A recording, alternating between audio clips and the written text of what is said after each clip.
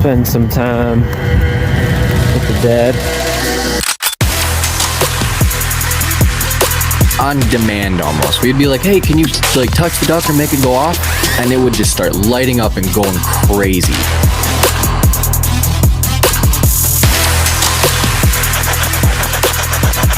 Why should we be afraid of you?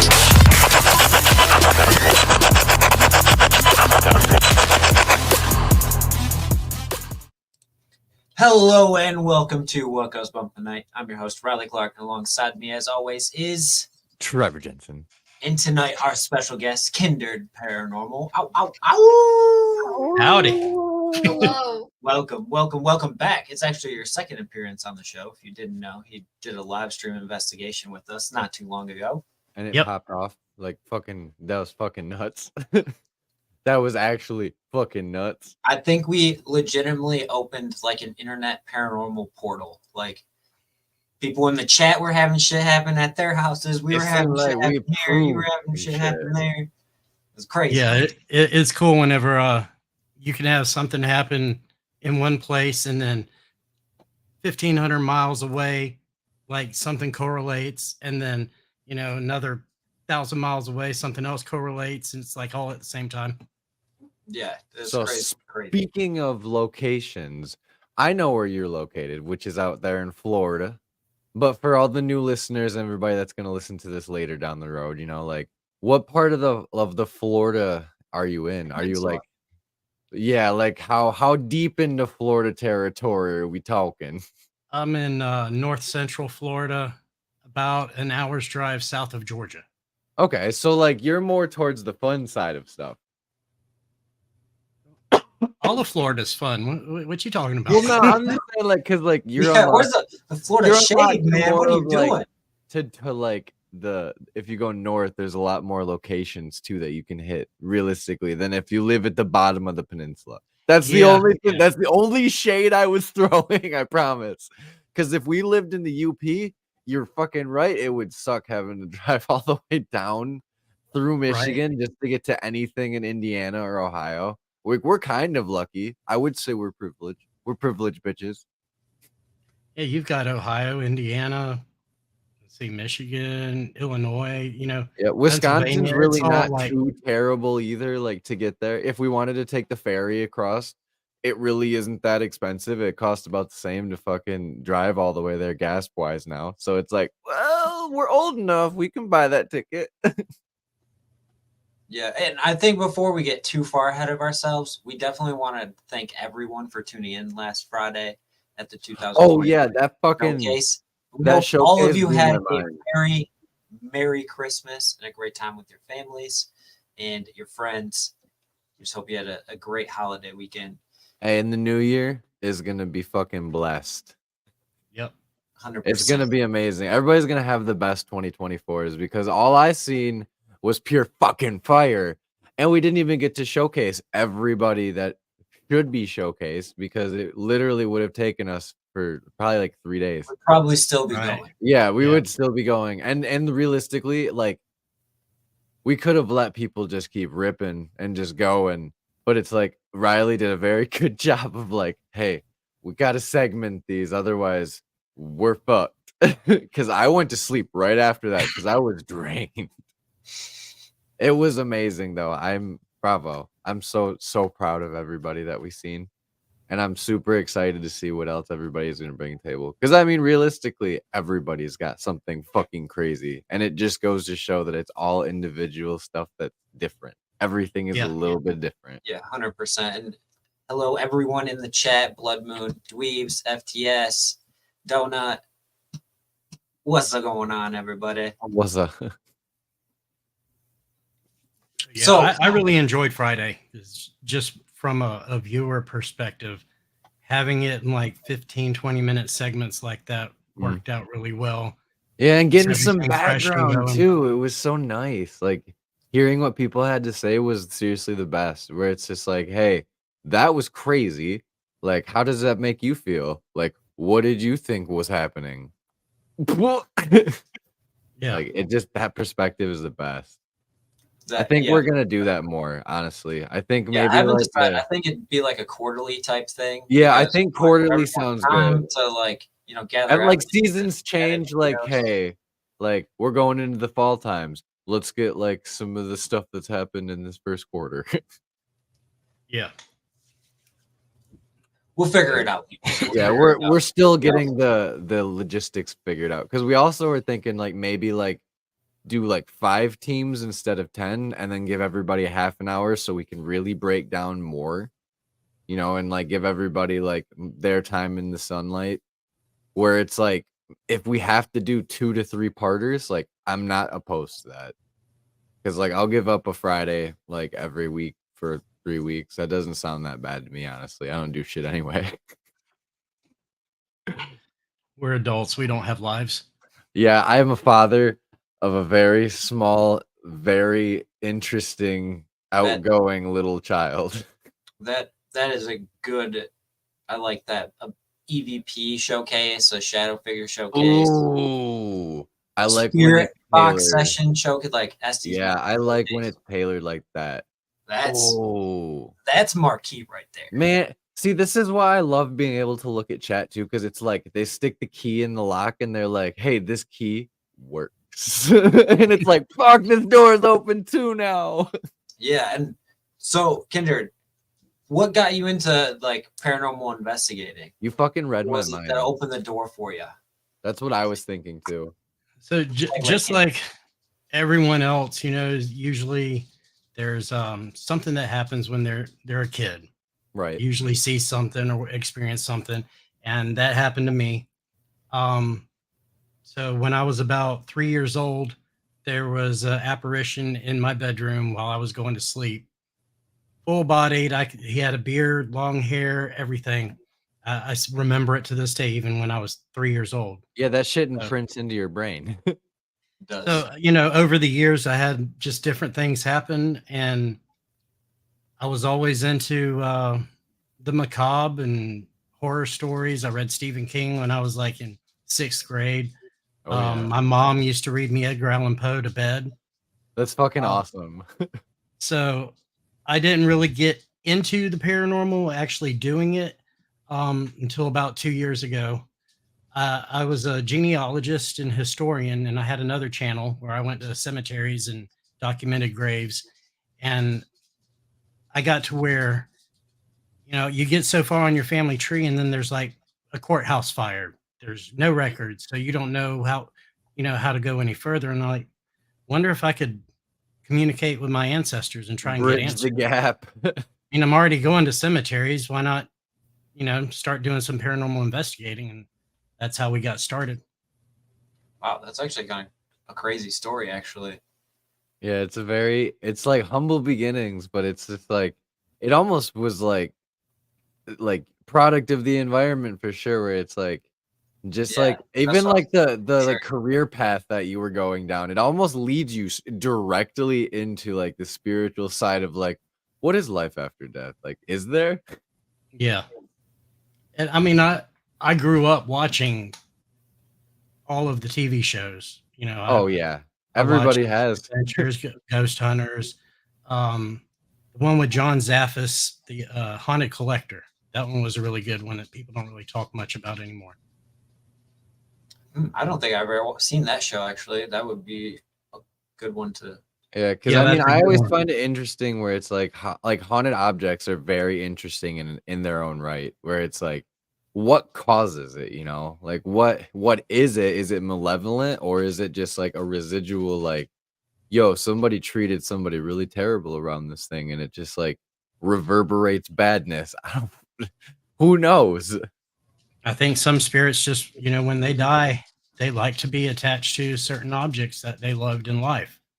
Right. And then there's other ways of, binding spirits and energy to an object, like a doll or something like that, which is usually, not planned for the spirit. So it's almost like throwing them in a jail. Right. Yeah, and I was gonna say too, like if you look at how many people are in jail for like murder and like doing terrible things that are almost monstrous in their own rights. Yeah, like some spirits that are like really fucking terrible, or I could definitely see just like, all right, I'm just gonna hang out in this thing and then fuck with whoever grabs it. Yeah. I think you've watched Child's Play too many times. Probably. Just do it. Well, I mean, it absolutely like destroyed my complete like trust in what a doll was when I was a child. Where it's like, what do I do? How do I feel about these things? Even when I slept at Riley's like parents' house for the first time, when they had a full case of dolls that would follow you around basically with their eyes, I couldn't sleep. I was just like, uh, uh, the whole time. I don't know if I ever got over it. I had no That's problem sleeping with all those dolls. Nope, couldn't do it. Never bothered me. There were some creepy ones, though. I ain't gonna lie. It wouldn't bother me. Bring it. This was before we were doing the paranormal stuff, so like I wasn't desensitized yet. So I was still just like a little child and pubescent. Because like when we went on the old Lincoln County Jail, like that investigation,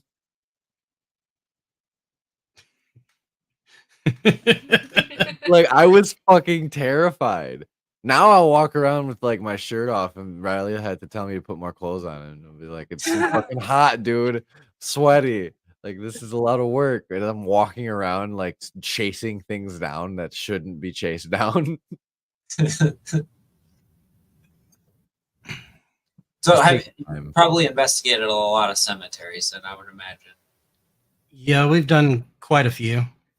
Some were quiet, and others we got some interesting stuff that's happened. But it kind of grew from that really quick. Right. We have a haunted jail like 10 minutes down the road, Not bad. and a train depot there right next to it. So it was really easy for us to go in, and the owner's really cool. He's let us in for free to investigate. That's incredible. Yeah, just because we're local people, and he Yeah, likes it's helping locals give out. back to the community. Yep. I love that. It's good to keep the local history alive too. People got Well, yeah, and it's know what like you happened. guys are sharing the history of it, and if you guys go there, other people are going to be interested in wanting to go there as well, because not only is all the evidence that you've ever presented us very credible, it is also pretty incredible itself. Yeah. I don't believe it half the time. Hmm. That's where we're at sometimes. You're We're like, exactly like really us, where we want to explain it away as much as we can before we're like, that's fucked up. Like, what's that?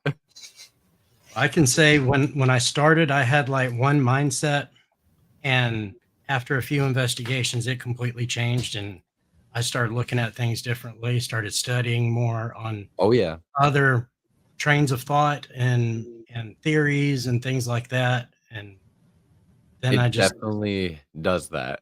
I my, feel like my as a, autism just went straight into it, and that's all I wanted to learn about for a year. Yeah, it's overwhelming and takes over. as paranormal investigators too, if we're not constantly changing the way we think about things, then we're not doing the study its justice. Right. I agree with Just that stay with completely. like one constant mindset, you're never going to be open to anything. You No. got to have And- an open mind. And the way I've looked at it is it's going to take a whole community of investigators, all takes different a walks of village. life, different religious faiths.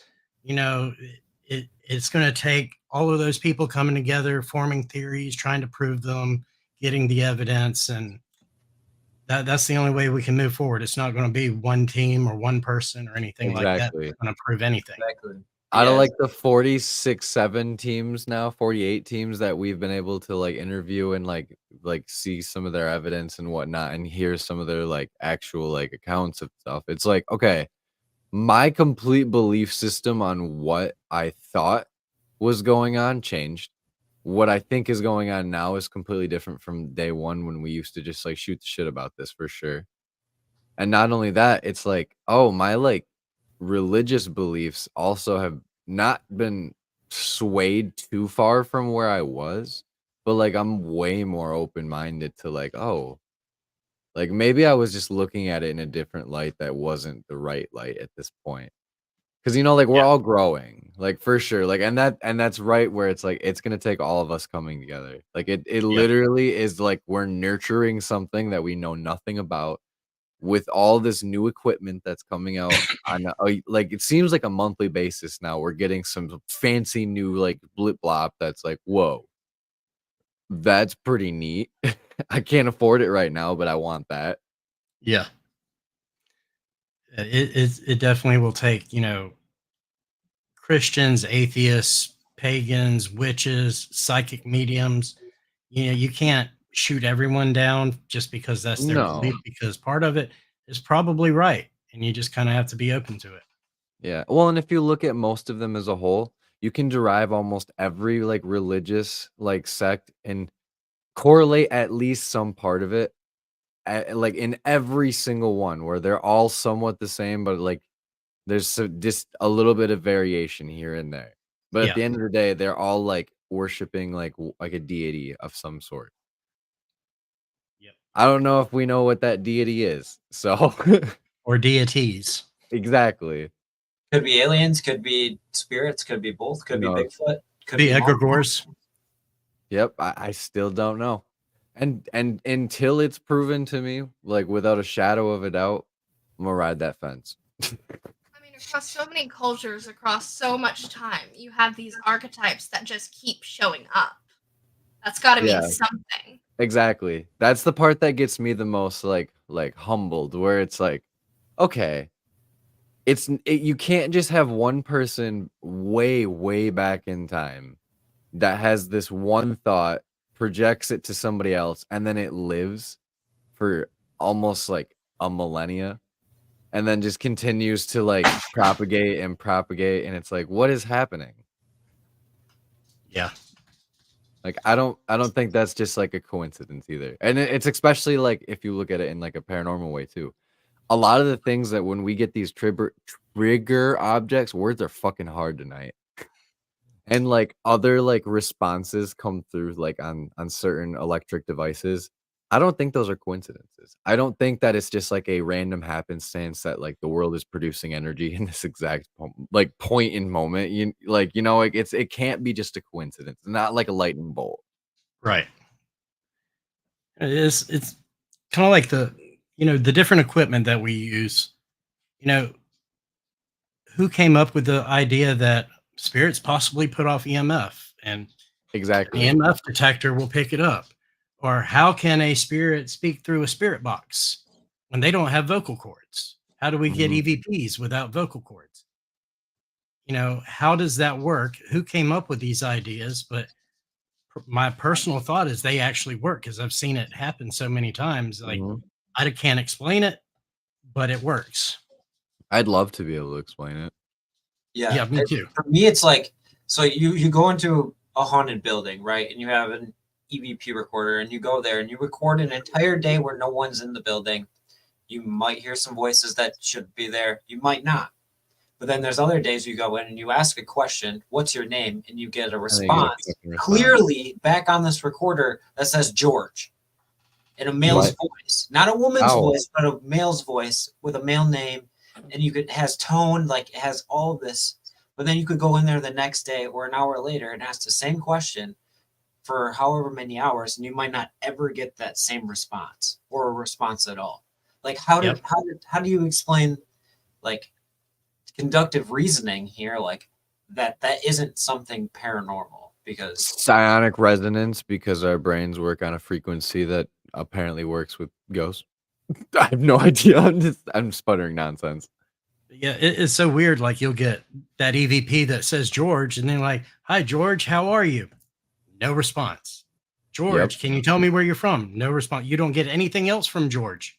But he directly gave you the answer, gave you his name, and it's like he just disappeared.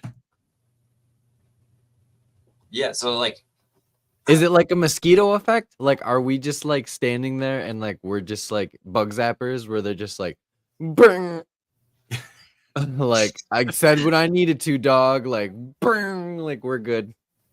Yeah, I don't there's know. other times where you get the same voice like multiple times in a row. You'll get a big, that'll be like a cicada-sized bug, dude. and that'll be like at the bug zapper, just like hanging on, just getting zapped, like, yo, I'm here, it fucking hurts, and then they're gone. Just hanging on for dear life until It could possibly be. I mean, who knows? Like, are we repellent of like spirits for real though? Like, we don't know. We attract them, we repel them. Who knows? Like, energies that freely come and go. yeah, and that's the other thing too, is like, if we do pass on, and when we do, like, and we become incorporeal, like, are we chained to certain events? Are we chained to certain locations? Are we completely free in it, like ambient beings where we can just fucking go and wherever we want, whenever we want, however we want? Yeah, space and time doesn't matter to us then. I wouldn't think so, like, if the prevailing theory is always saying like you are literally, next thing you know, like a transcended being that now has all of the rules broken, you can now break every fabric of reality that you once knew, and you have all of the answers that you never would have thought that you needed, but you have now. I really think it comes down to like the full energy spectrum of our being. Like, that's what gets left behind. Like, I feel like it's the imprints of us, not us completely. Yeah, makes more sense to me. It's the emotions and the presence we make other people feel when we're around, and all of those types of things. Like, that's what gets left behind. It's like leaving your legacy. No, it's not like leaving your legacy at all. Yeah, all. but like imprinting like your spiritual legacy into places. I guess so, yeah. So like the aura of which your energy walks around with and presents itself to with people, however it may make you feel when you see this person or that person. Like, everyone gives you some. You might see someone you haven't seen in a long time, and it's going to make you feel a certain way, rather than someone you see maybe every day. Like, does that make sense? Am I making sense here? Am I talking stupid? Yeah, no, you're not talking stupid. I get it. So like, I feel like that's what gets left behind, and sometimes like it may be because of, we've talked about this before, like these tragic events that happen, like a murder or like a suicide or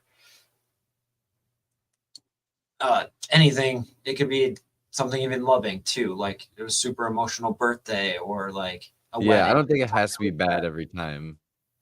No, like these imprints of our spiritual energy and emotions get left in these locations because of everything being connected with like the magnetism of the earth and like all of this stuff. And I think sometimes like those particles get imprinted within like the energy of or like high iron locations or like limestone buildings and shit. Like, yeah, I don't know if that theory is like completely correct or not, but like it does actually seem to like be like that sometimes. When you get old original buildings, it seems like those walls will hold the secrets. Yeah, the whole like stone tape theory being mixed into like the spiritual connection that we have with earth in general, because it's everything to us. Like, it literally means life. Without earth, we would be nothing.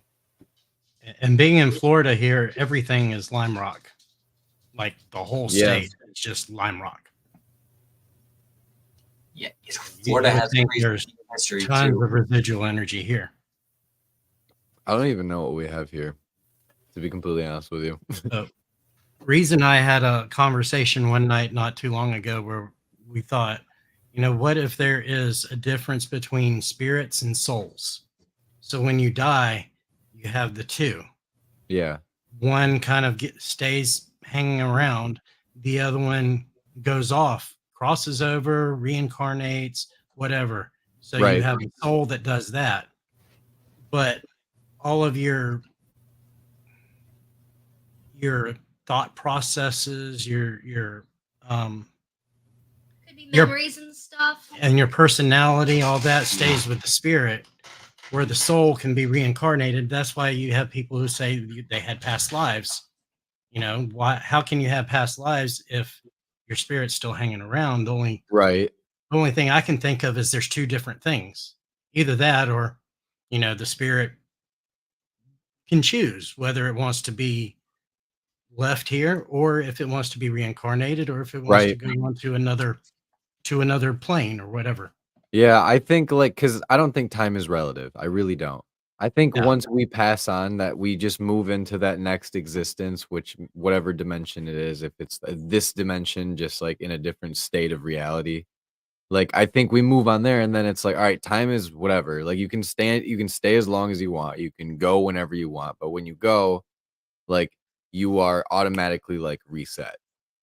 Like you know what I mean? Like that essence of who you were is now also like being rewritten, where Mhm. you turn into that blank slate again. Well, think of how energy is neither created nor destroyed. If you are reincarnated or whatever, and you would no longer have those memories or whatever of the life that you had just lived, where does that all go? I think that would be the spirit. Right. I would think so too. I would think so. And that's why some spirits have. That could explain why some spirits are intelligent and why others are not. Because maybe some stuck with their soul. So like their soul and spirit is still stuck here. They got them Spirit chains. don't have Yeah. the intellectual like intelligence because it's just their like spirit that was maybe left. Yeah. Fuck, it's so much. That's craziness. We dove deep. I hope all you in the chat are as mind blown as I am because my brain has absolutely been demolished already. We could go even further and just say our spirits just return to the planet that we came from. Yeah, because we aren't fucking. There's no way we're all native to this. We actually just die and wake up in a utopia. Little do we know, Yeah. Scientology is real and Xenu actually is a thing. And it's like, fuck, And you just become a meatball with the spaghetti monster. bro.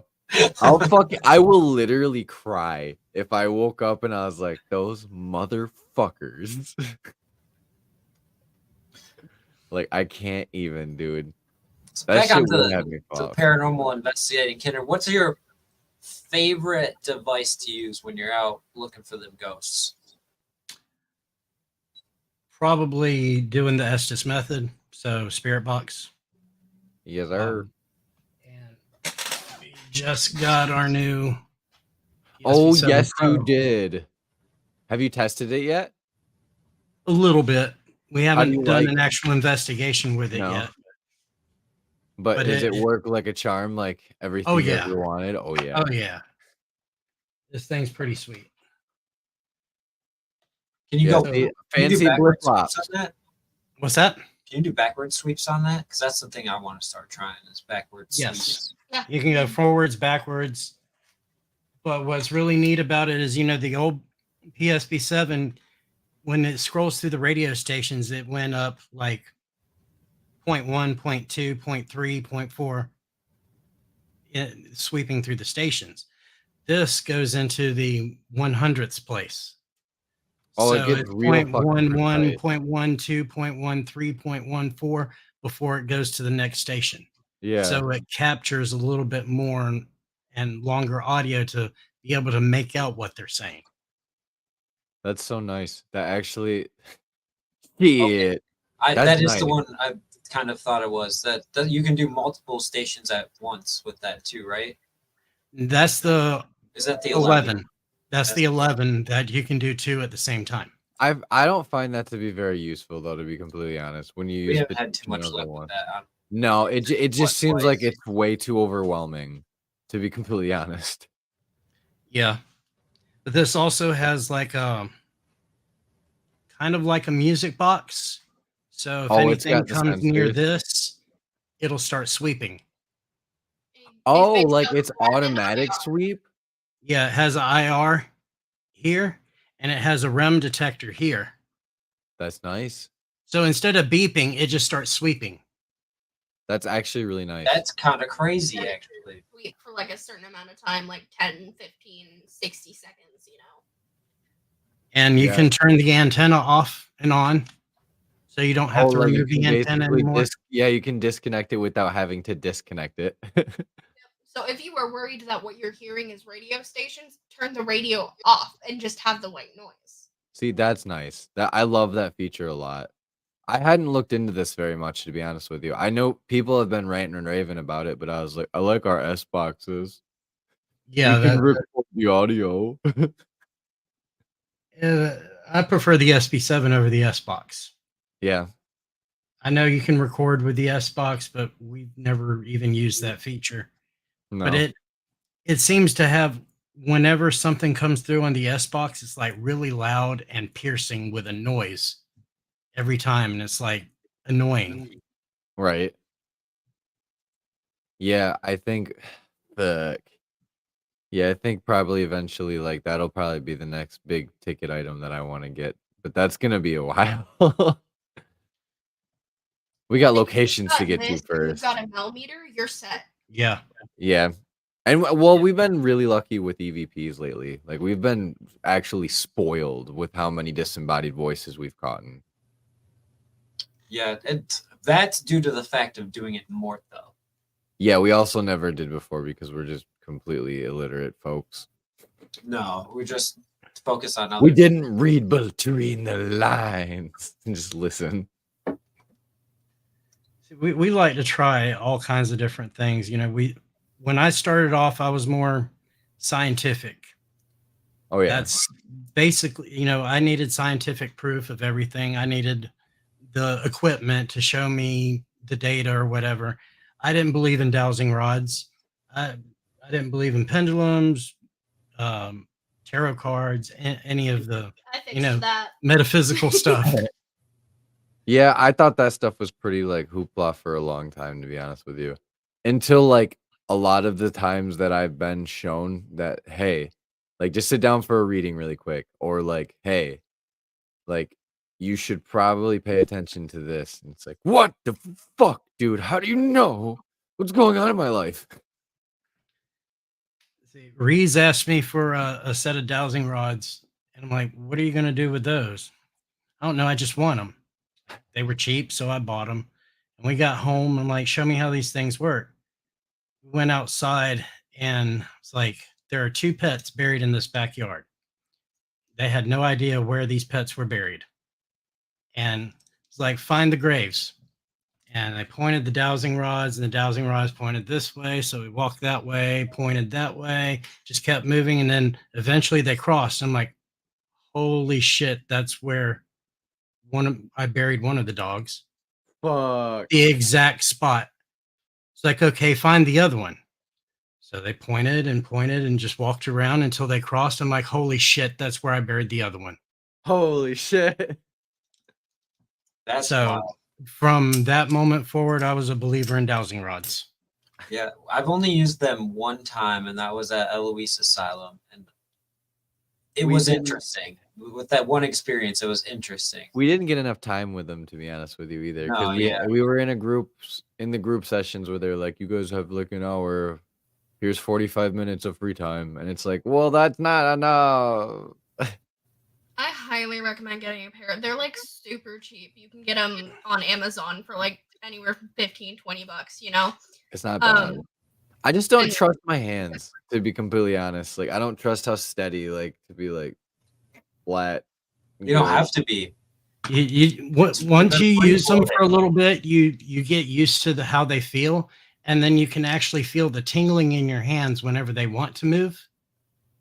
So you'll just feel it. You can kind of know what it's gonna say before it says it. Yeah. Huh. Because ain't gonna lie, I still was very skeptical on these. Because I've never experienced anything with them. Not one time. Never. I also only one time used them. So, like, not a great sample size. Yep. You need to practice with them a little bit. You know, ask yes and no questions, or ask, you know, point the rods to where you are in the room or something like that. Mm. That's basically all they're good for, is pointing and answering yes and no. Yeah, which I mean, usually that's a pretty good indicator where it's like, all right, like X marks the spot, let's set up. Like this is a hotbed right now. So that's when you pull out the Ouija board, and that's when you get more precise answers. So like you can't ask the dowsing rods what a spirit's name is. right? What made you want to do a Ouija board then? Like, was that always on the table for you, or was that like something that like just recently became No, a thing? I had a fear of them for a long time, I just think like everybody a does. lot of people do, just because Yeah. that's how they're raised. Your church tells you they're evil. All the movies, they're bad. They portals to demons, blah blah blah, all that stuff. But, like, Evil Dead's fucked up. it's marketed to kids. It says 8+ on the box. It It would do not say market that. it to kids if it was actually dangerous. And it's basically the same as any other method of divination. You are opening Yeah. a thing, you just make sure you say goodbye and you're good. Like, you should have your protection set up anyways if you're contacting the spirit realm. Which 8-year-old is setting up protections though? That's what I want to know. They're fine. But here's the thing about them is like, that kids were playing with them for years. Nobody Oh, ever yeah. said anything bad about them. The 1950s, I remember watching Dennis the Menace when I was a kid, and Dennis the Yeah. Menace Love was that playing movie. with the Ouija board, and nobody said anything bad about it. It didn't get the bad stigma until the Exorcist movie came out. Yeah. And then Satanic Panic started fucking going Yep. crazy. Yeah, and they say, "Oh, well, you're going to contact the Zozo demon." I'm like, there is no Zozo demon. Zozo is just a bastardization of Pazuzu. He's the Yeah. ancient Mesopotamian god. There is no Zozo demon. That's a modern construct. Yeah, that was in a movie.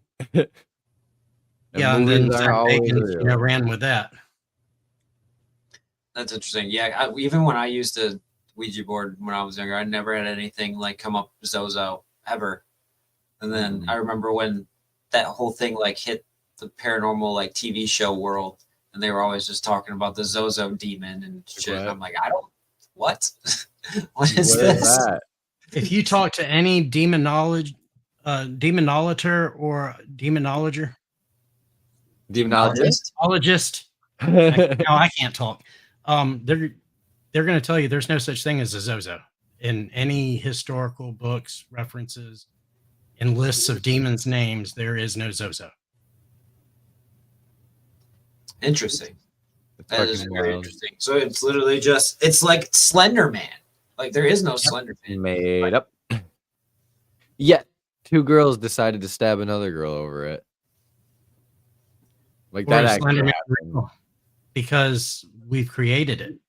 Yeah, As a that's the other as a thing is like, necromancer. do we manifest things into the metaphysical world? Like, is that something that we do? Especially where it's like, if you go to these locations and like you want something to happen so bad that you see like a figure or something, is that you manifesting one and you see something for realsies?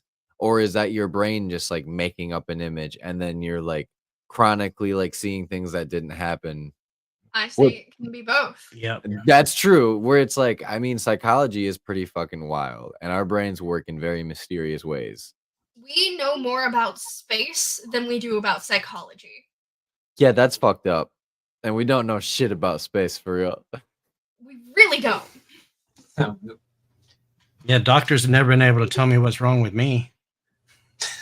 Yeah, dude, I got told do yoga one time for like a very interesting thing. Riley knows the story. He knows. I don't know if you remember it off the top of your head because this was a while I ago. kind of remember. Yeah, where it's just like, just go try yoga. And it's like, you're a fucking medical professional that gets paid at least $100K a year. And you're literally telling me that I can't medically tell you what's wrong, go try yoga. Like, bro. Yeah, I've heard the most common thing going to the doctors with me or my kids, diet and exercise. But they're having pain. No, you need diet and exercise. Yeah, diet and exercise. But that causes pain. You'll get through it. Just diet and exercise. You'll okay, get. well, what about the mental stuff? Well, you got to Blood, sweat, tears. Listen to The Rock. Looks you in the eye and says, "It's a long way from the heart. Don't be a pussy." Then we go and get a second opinion. Oh, you need diet and exercise. Oh, What the fuck. fuck is wrong with you people? And then here's the thing. I tried the diet and the exercise. It doesn't work. Shocker. Oh no! Who You would have just start doing it thought? harder and longer. That's it. Yeah, no, dude, the American medical system is all absolutely garbage. And I will scream Yep. that from the rooftops. Riley knows. Fucking having that acute pancreatitis when you were having those flare-ups, dude. That was scary. And you got treated like goddamn garbage in those fucking ERs, dude. Fuck that. Made me so mad. I did. But we're gonna talk about paranormal stuff and not my hospital visits. No, we're not talking about hospital visits. I'm just saying, like that institution as a whole is fucked. That's But also, like, that is why it's not a hospital anymore. So, but look at how insane some of these videos are when you go to like the old college hospital hill place, like how the Ghost Bros just went and did that. Like, super stoked to watch that video because I haven't had a chance to yet. I don't know if it's coming out this year or next year, but realistically, it's like those type like fucking hospitals to me are some of the most like elations where people are having kids and it's fucking awesomeness and people are super happy, and then some of the most tragic shit that you will ever encounter happens in those ERs. And like not go in and out. Yeah, and not only is it the nurses, the whole staff, and the patients and the families that are usually around that are imprinting into these places too. They are just fucking hotbeds of just raw emotion. And like it seems to me that it is always crazy. Like that's another reason why I want to go on a big long road trip and then try to hit up as many jails and hospitals as possible. Great liminal spaces. Mm-hmm.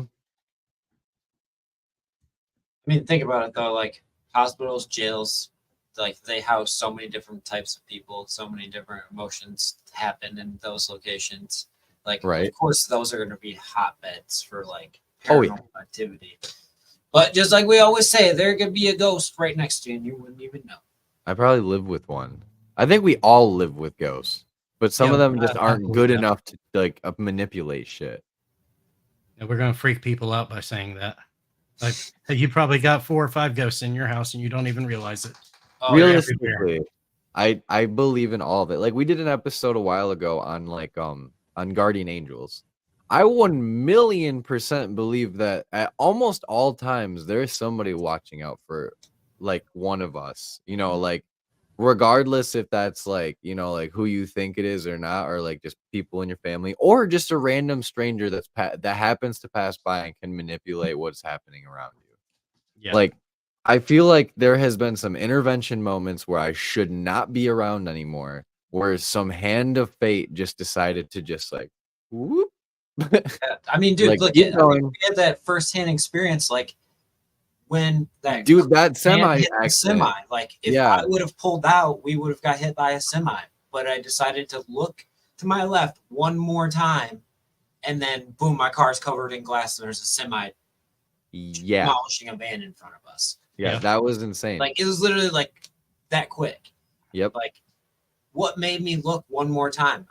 We never do it that intersection either. Like, that's usually just a second thought because everybody always stops there. Not that day, sir. And see, that could be a guardian angel, a spirit guide, an ancestor, or just some spirit that's passing through that just made you look one more time. You know, we don't know what's causing those things, you know. Yeah.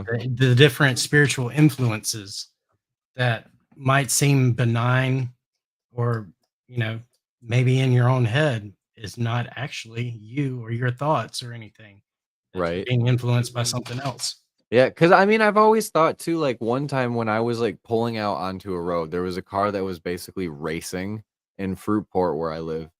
And there's a hill that when you come up, like you can't see him at the bottom of the dip, but when you're like pulling out at the top of the hill is basically where the turn is. So I was pulling out, see him go down the hill. And the next thing you know, while I'm like in the middle of the intersection, I see headlights like right there. And I was like, holy shit. So like, it's like either my brain does this on its own, but I never have had it happen since. Never had it happen before where everything like slows down. And it's like, okay, is that like some type of like outside manipulation where it's like, all right, you unlocked that extra part of your brain right now. And then it's like, get the wherewithal to like do the thing and not get hit by a car, and then see homie slide like 200 feet down the road because he was going over 100 in a fucking 30. It's like, is that literally my body? I don't know. I really don't, because it has never happened to me before. Yeah. It's wild. There's just so many unexplainable things, and that's what makes what we do so much fun. Oh, it does. 100%. And it's like the constant like journey that you have while you're looking for the paranormal, like the stories you get to uncover, It's incredible. the people you get to learn about who had stories that, you know, Joe next door doesn't have any idea about, but you can go tell it to him because you experienced it. Yeah, or like, who is Anna? Why is she staying at the poorhouse? Why was she running away from us? What said my fucking name at the end of that night? Yeah, was that what she was running away from? Like straight up. That's paranormal That's just investigating. one location of many that we've gone to. And I know Kindred has done a bunch of locations. Like, what do you find the most like useful when you go and do, say, cemetery investigations? Because like I know a lot of times we just like stay away from a lot of EVP stuff. Like, Yeah, it just doesn't ever seem to work out in our favor when it's, you know, outside. yeah, you got wind blowing, rustling of leaves, stuff like Mhm. that. There's too much contamination. Cars. I Yeah, think you'll hear a thump and your thing, and you'll be like, I can't even tell if that was paranormal or not because we're in a dark cemetery. I think a millimeter, you know, something with REM or EMF detectors is good, because probably not going to be too much electricity in a cemetery. No, Unless as you it have like should a not. power line going over it or something. Which you can usually suss those out pretty easily. And we've had a lot of success with dowsing rods in a cemetery. Tell you a story about one. We went to a really old one about an hour away from us, and we got there and started walking, and it was probably 2 minutes. I just, all the hairs on my arm stood up. I'm like, hold on, there's some energy here. Let's pull out the dowsing rods and see. And we were standing next to a kid's grave, and the kid's name was Willie. That's all it said on the gravestone. Just Willie. Little Willie. And his age. And so, like, are we talking to Willie? And they crossed yes. So we started asking questions like, are you happy here? Yes. Like, do you have other kids to play with? And the rods just turned and pointed behind us, and we looked, and there were more children's graves right behind us. Oh shit. So, like, you want to show us around? Said yes. And so the rods just started pointing, and we went all over the cemetery. And there's like big bushes, old trees, like it's basically a maze. We didn't know where we were going. And we just walked throughout this beautiful place, and he led us right back to his grave. That's cool. Like we had no idea where we were at. We were just following the rods, and eventually it went right back exactly to where his grave was at. I was holding the rods, and I can promise you, I can't navigate to save my life.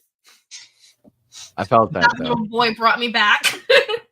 Yeah, I'm not good at it either. Me and Riley usually get lost in bigger. I don't get lost. What are you talking about, bro? You tell me we're on the 3rd floor and we're on the 1st floor. I barely ever get lost. What you talking about? Barely ever get lost. So ever since then, every time we go back to that cemetery, we stop and say hello to Willie and leave him a piece of candy. I love that. Yeah, that's another thing that I love about this too, is like being able to like have a relationship with a spiritual energy. Like, it's crazy, dude. Like, that's what I'm saying. Yeah, Unica Cemetery, like, we have encounters almost always with the little girl Emily there, and then also Mr. Bond. Like, they know they can come talk to us when we're there. And I'm sure a lot of people in the chat who investigate would probably say the same. Like, I know Blood Moon said that he has a George that, you know, shows up from time to time.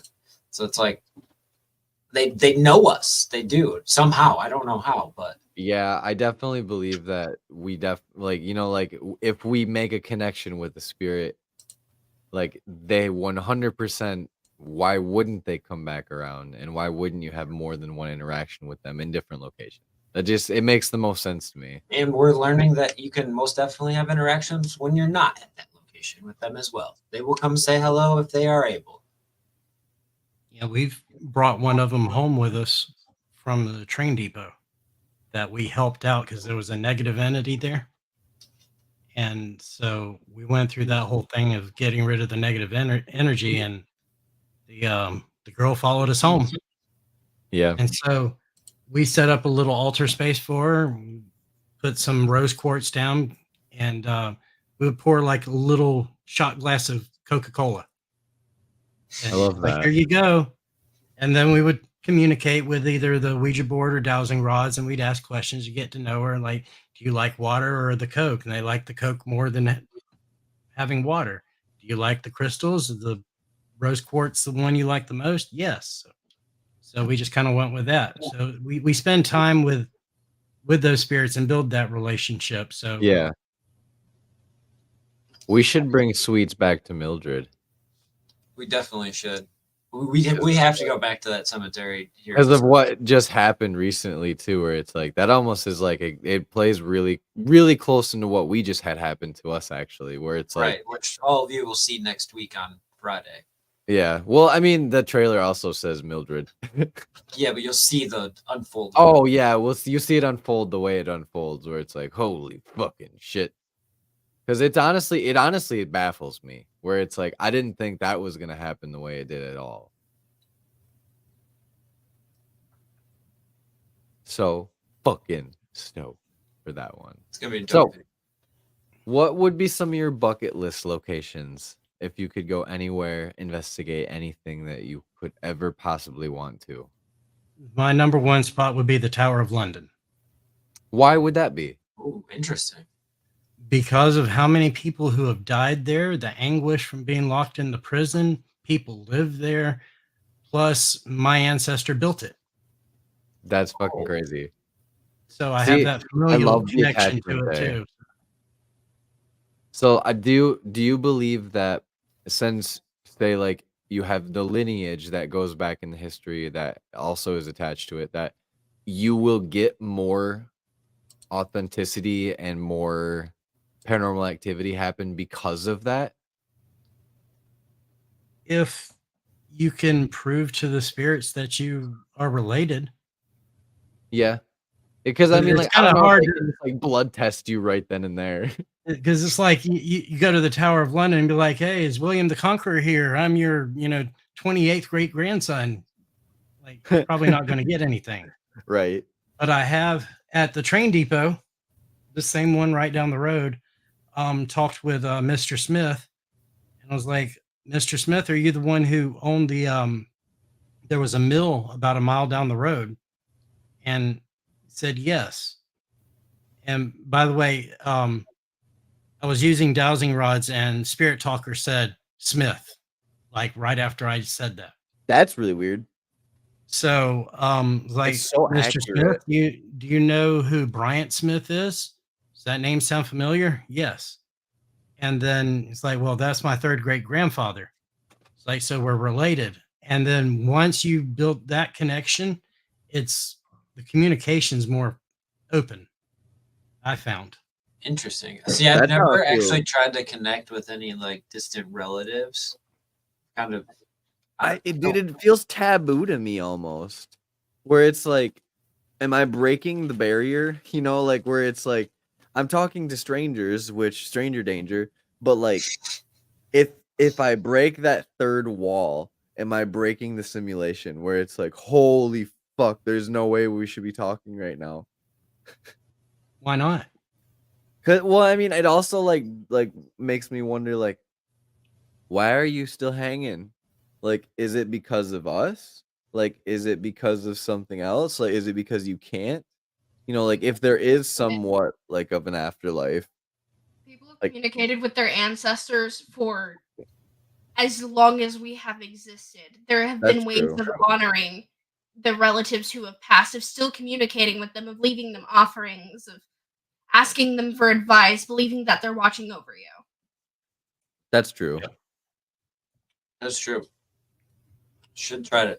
Maybe we should try like a investigation where we go to try to talk to like past relatives. That would actually be pretty interesting, just to document like what could happen.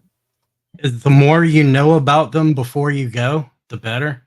That way you can say, hey, I know you had a sister named this, your father's name was this, and this is how we're related. And that's how you build that rapport with the spirit.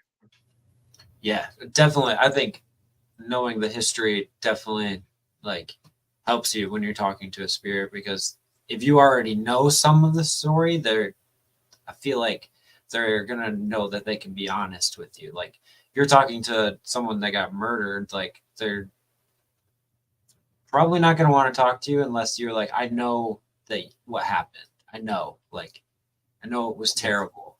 Like you gotta reason with them again, like make them human again. I almost feel like that's why some connections can get like so open, is because you make them feel human again. And when you go back to communicate with them, they're like, oh, you made me like feel something again. Like, I don't know, that's just how I feel personally.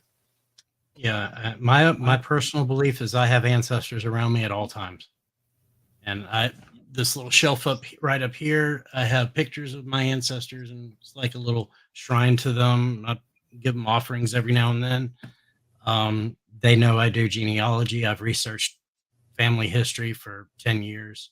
You know, that's a big part of my darn cat just jumped up here. Part of my belief system and my connection to spirits is really big with ancestor work. That's awesome. It's definitely important to know your ancestry too. Like I know a little bit of mine because of ancestry.com, and it's way crazier than I even anticipated it to be. Like, because if you've never done ancestry.com, like they actually have like real photographs and everything from, I don't even know how they get this shit, but like real photographs of these people, and like to see them and to honestly look back in history and see people that almost kind of look like me is kind of fucking crazy. Like they have the same facial features that I have, and like it's just kind of strange, honestly. It's cool, Yeah, but it's also like strange to know it, that. it was my addiction for many years until I got into paranormal. I mean, I've got almost 30,000 people in my family tree. Wow. I built Facebook groups, connected with hundreds of cousins, sharing family photos, history. I had a blog. Like you said, I had another YouTube channel.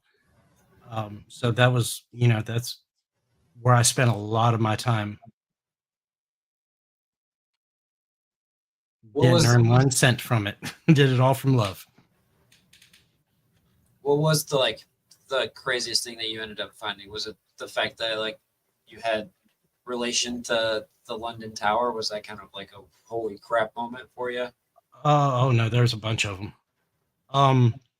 So Captain Christopher Newport, who brought over the first settlers to Jamestown, he was the captain of the ship. He was my ancestor. Wow, that's wild. So a couple of my lines go to Jamestown and the first settlement in the United States. I've got kings, queens, Henry VIII's grandmother, Elizabeth Woodville. She's my direct ancestor also. I can That's go back to Charlemagne. I've got Anglo-Saxon heritage. I've got Scottish, Irish, Norwegian. Yeah. I've done the DNA tests, all of that, but I've also been able to take paperwork back that far. Yeah, I definitely found out that I definitely have a mutt bloodline. That's for sure. Yeah. I have a mixture of everything that there is. That's what was crazy too, because like I knew my mom's side of the family, they're from Ireland and Norway. So I knew that. But my dad's side of the family is crazy because there's like Native American mixed in there. And it's like mostly with the Potawatomi tribe up here in Michigan. That's mostly where my dad's side of the bloodline went. But found out that like related to this high senator type figure. I forget his name. It was Senton something, but he was like a right-hand man essentially for King Charles II, and he helped like raise one of their sons. I think it was Henry. Okay. So that was kind of crazy. I'd have to. It's been a minute since I went and looked at all of that history, but I was like you. I was like, wow, there's like actually high figure like people in our family tree. It's incredible to think that, you know, you could be related to people that changed the course of history, essentially. Yeah. I mean, we're related to literal Bloody Mary. Yeah. Queen Bloody Mary. Like the one from the legend. Well, the legend may be about her, but it's like a combination of a bunch of people. But they called Queen Mary the First, Henry VIII's daughter, Bloody Mary, because she wanted to change England back to Catholicism when she took over and had a lot of Protestants killed. See where the name came from. Yeah. I also researched my mom's side of the family, and she's Costa Rican, so that was really hard trying to read 400-year-old documents handwritten by priests in Spanish. That was not easy, but after a while, you get used to it.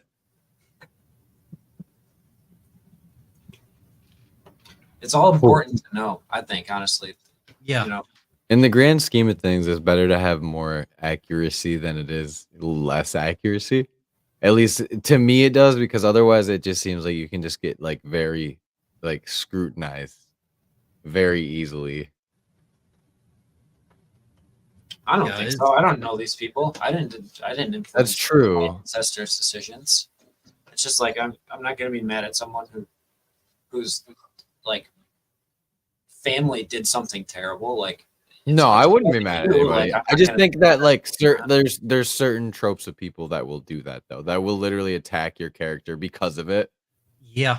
Yeah, it's well, like, those are weak-minded people, so that's what we need to remember there. Unfortunately, they exist. Yeah, especially when you have ancestry in the South. Yeah. You go back about 150 years, and you know, people always, oh, that was your ancestor. They You did were what? those type. You were with who? Right, but it's like I haven't even known anyone that was alive during that era of time. Like, they have all long passed. Like, and people, my grandpappy told me just shouldn't do that. when you own yourself a man. No, I'm just kidding. Like, that's so fucked up. Yeah, but that happens more often than you can imagine in the South. I can definitely see. I can believe it. So what has been your favorite location that you've investigated, like on a personal level or like on like a crazy evidence level? I don't know if Riley asked you that. I had Violet's sick, so I had to get up real quick because she threw up. Oh. So that's fun. Oh, favorite place. What's your favorite place? Gods, I don't know. Probably either the jail or St. Augustine. Oh, St. Augustine Lighthouse? The whole town. We haven't done the lighthouse. Oh. But the Castillo, the fort, Castillo de San Marcos, there's 2 cemeteries there that are really, really old. And the city gates, like the whole town you're just walking over graves. Yeah, doesn't even have to be in a cemetery. And then you've got the water, you've got the lime rock, you've got the shells, everything. It's a powerhouse for energy and spirit. Yeah. Yeah, that's actually a very good point. It is. There's an old jail there too that we haven't investigated. I want to go back so bad. It's one of those things where it needs a redemption shot for sure. St. Augustine's one of those towns too that like they push the haunted theme too, right? Like, do they have They like do. a They do. Heavily. They have their walking ghost tours, and even at Ripley's Believe It or Not, they have a ghost tour there too. Like, See, I here's your want to EMF go to more meter. towns like that. That's so cool to me. We don't have anything like that here in Michigan, to where there's like a town that was like so No, like everything is like at least a couple hours away, and like the ones that are in Michigan are way north or way Detroit. Wait, Detroit. That's the only way I can like project like we're on the other side. Everybody else that knows Detroit is the other side. See, down here we have, like Savannah, New Orleans. All these places are really big with, the paranormal tourist stuff going They're on, old walking tours, and they're fancy. They're fancy. the issue is like, especially like New Orleans, you have all these tours, but actually to be able to investigate, doing a private investigation, that's Butters. not too I have easy to no come idea by. what that is. I think it's like 4 hours, to be completely honest. It's 3 to 4 hours for us. It's about 2.5, 3 hours to get to Indiana from where we are. Am I right, Riley? That sounds pretty accurate. It's 2.5 hours to get to India. 2.5 hours, yeah. That sounds about right.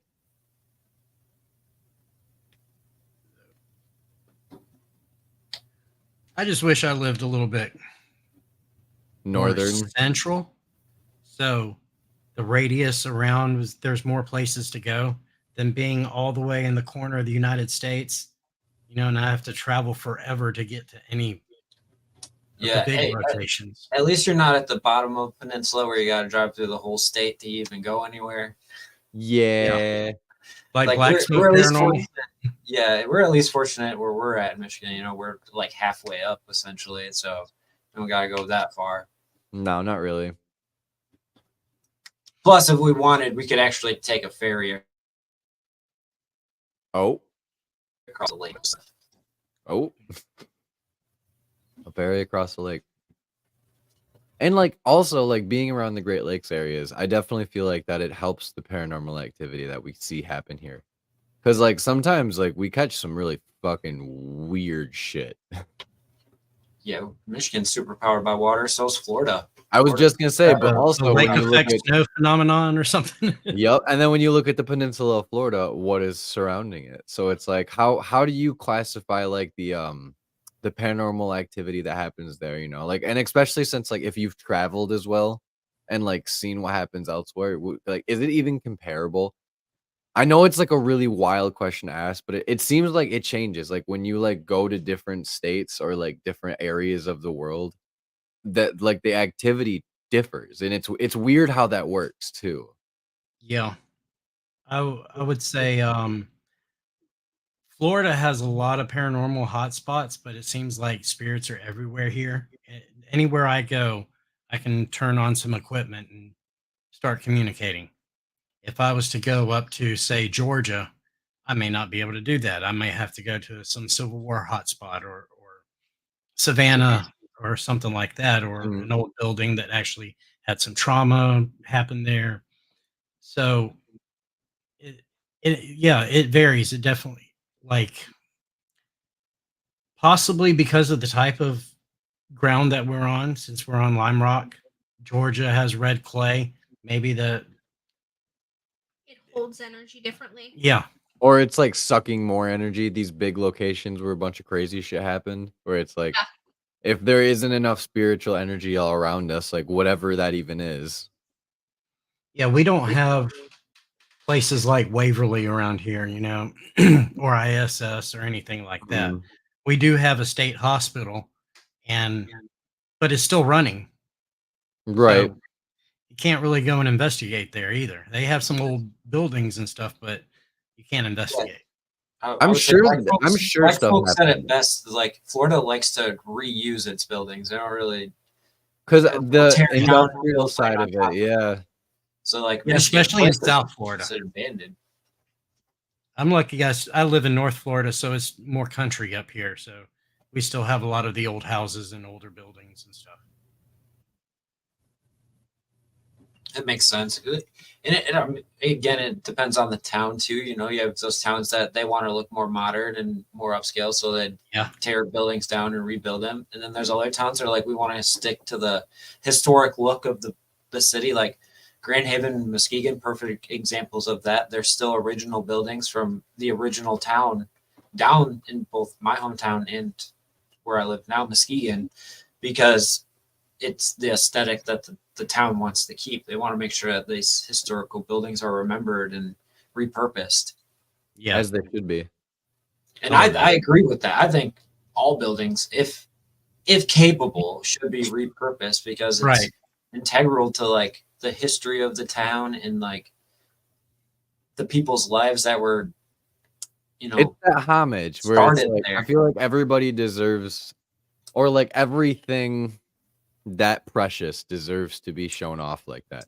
Because like realistically, if you saved those for a reason, like they're trophies to me at this point. Like I want to show those off. You know what I mean? Like if you're gonna come to this town, like I want these to be like centerpieces. So like what better than to show off these like really awesome old locations that are still very fucking beautiful. Yeah. I don't know. Like architecture is weird. Like people like the turn your nose up type really love architecture. There's a town about 5 miles down the road that likes, they're growing fast, and a lot of people are moving into the area, and they don't know the history of it. And there were some things that happened that the locals know about and they want to erase. Nobody wants to talk about it. So there is a little area of town known as Lynch Hammock. That's where all the old oak trees are, and that's where they would do the lynchings. That's what I thought. And they're now building a grocery store. They're breaking ground on a grocery store there in 2 weeks. I fucking knew it. Haunted grocery stores are a real fucking thing. I've been saying that for a long time. That's gonna be a haunted ass grocery store. Yeah.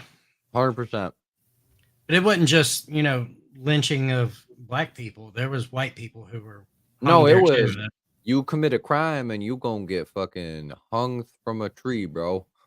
Yeah, like, I know a story of a guy who was broke out of jail by a mob. He supposedly murdered someone but didn't go to trial yet.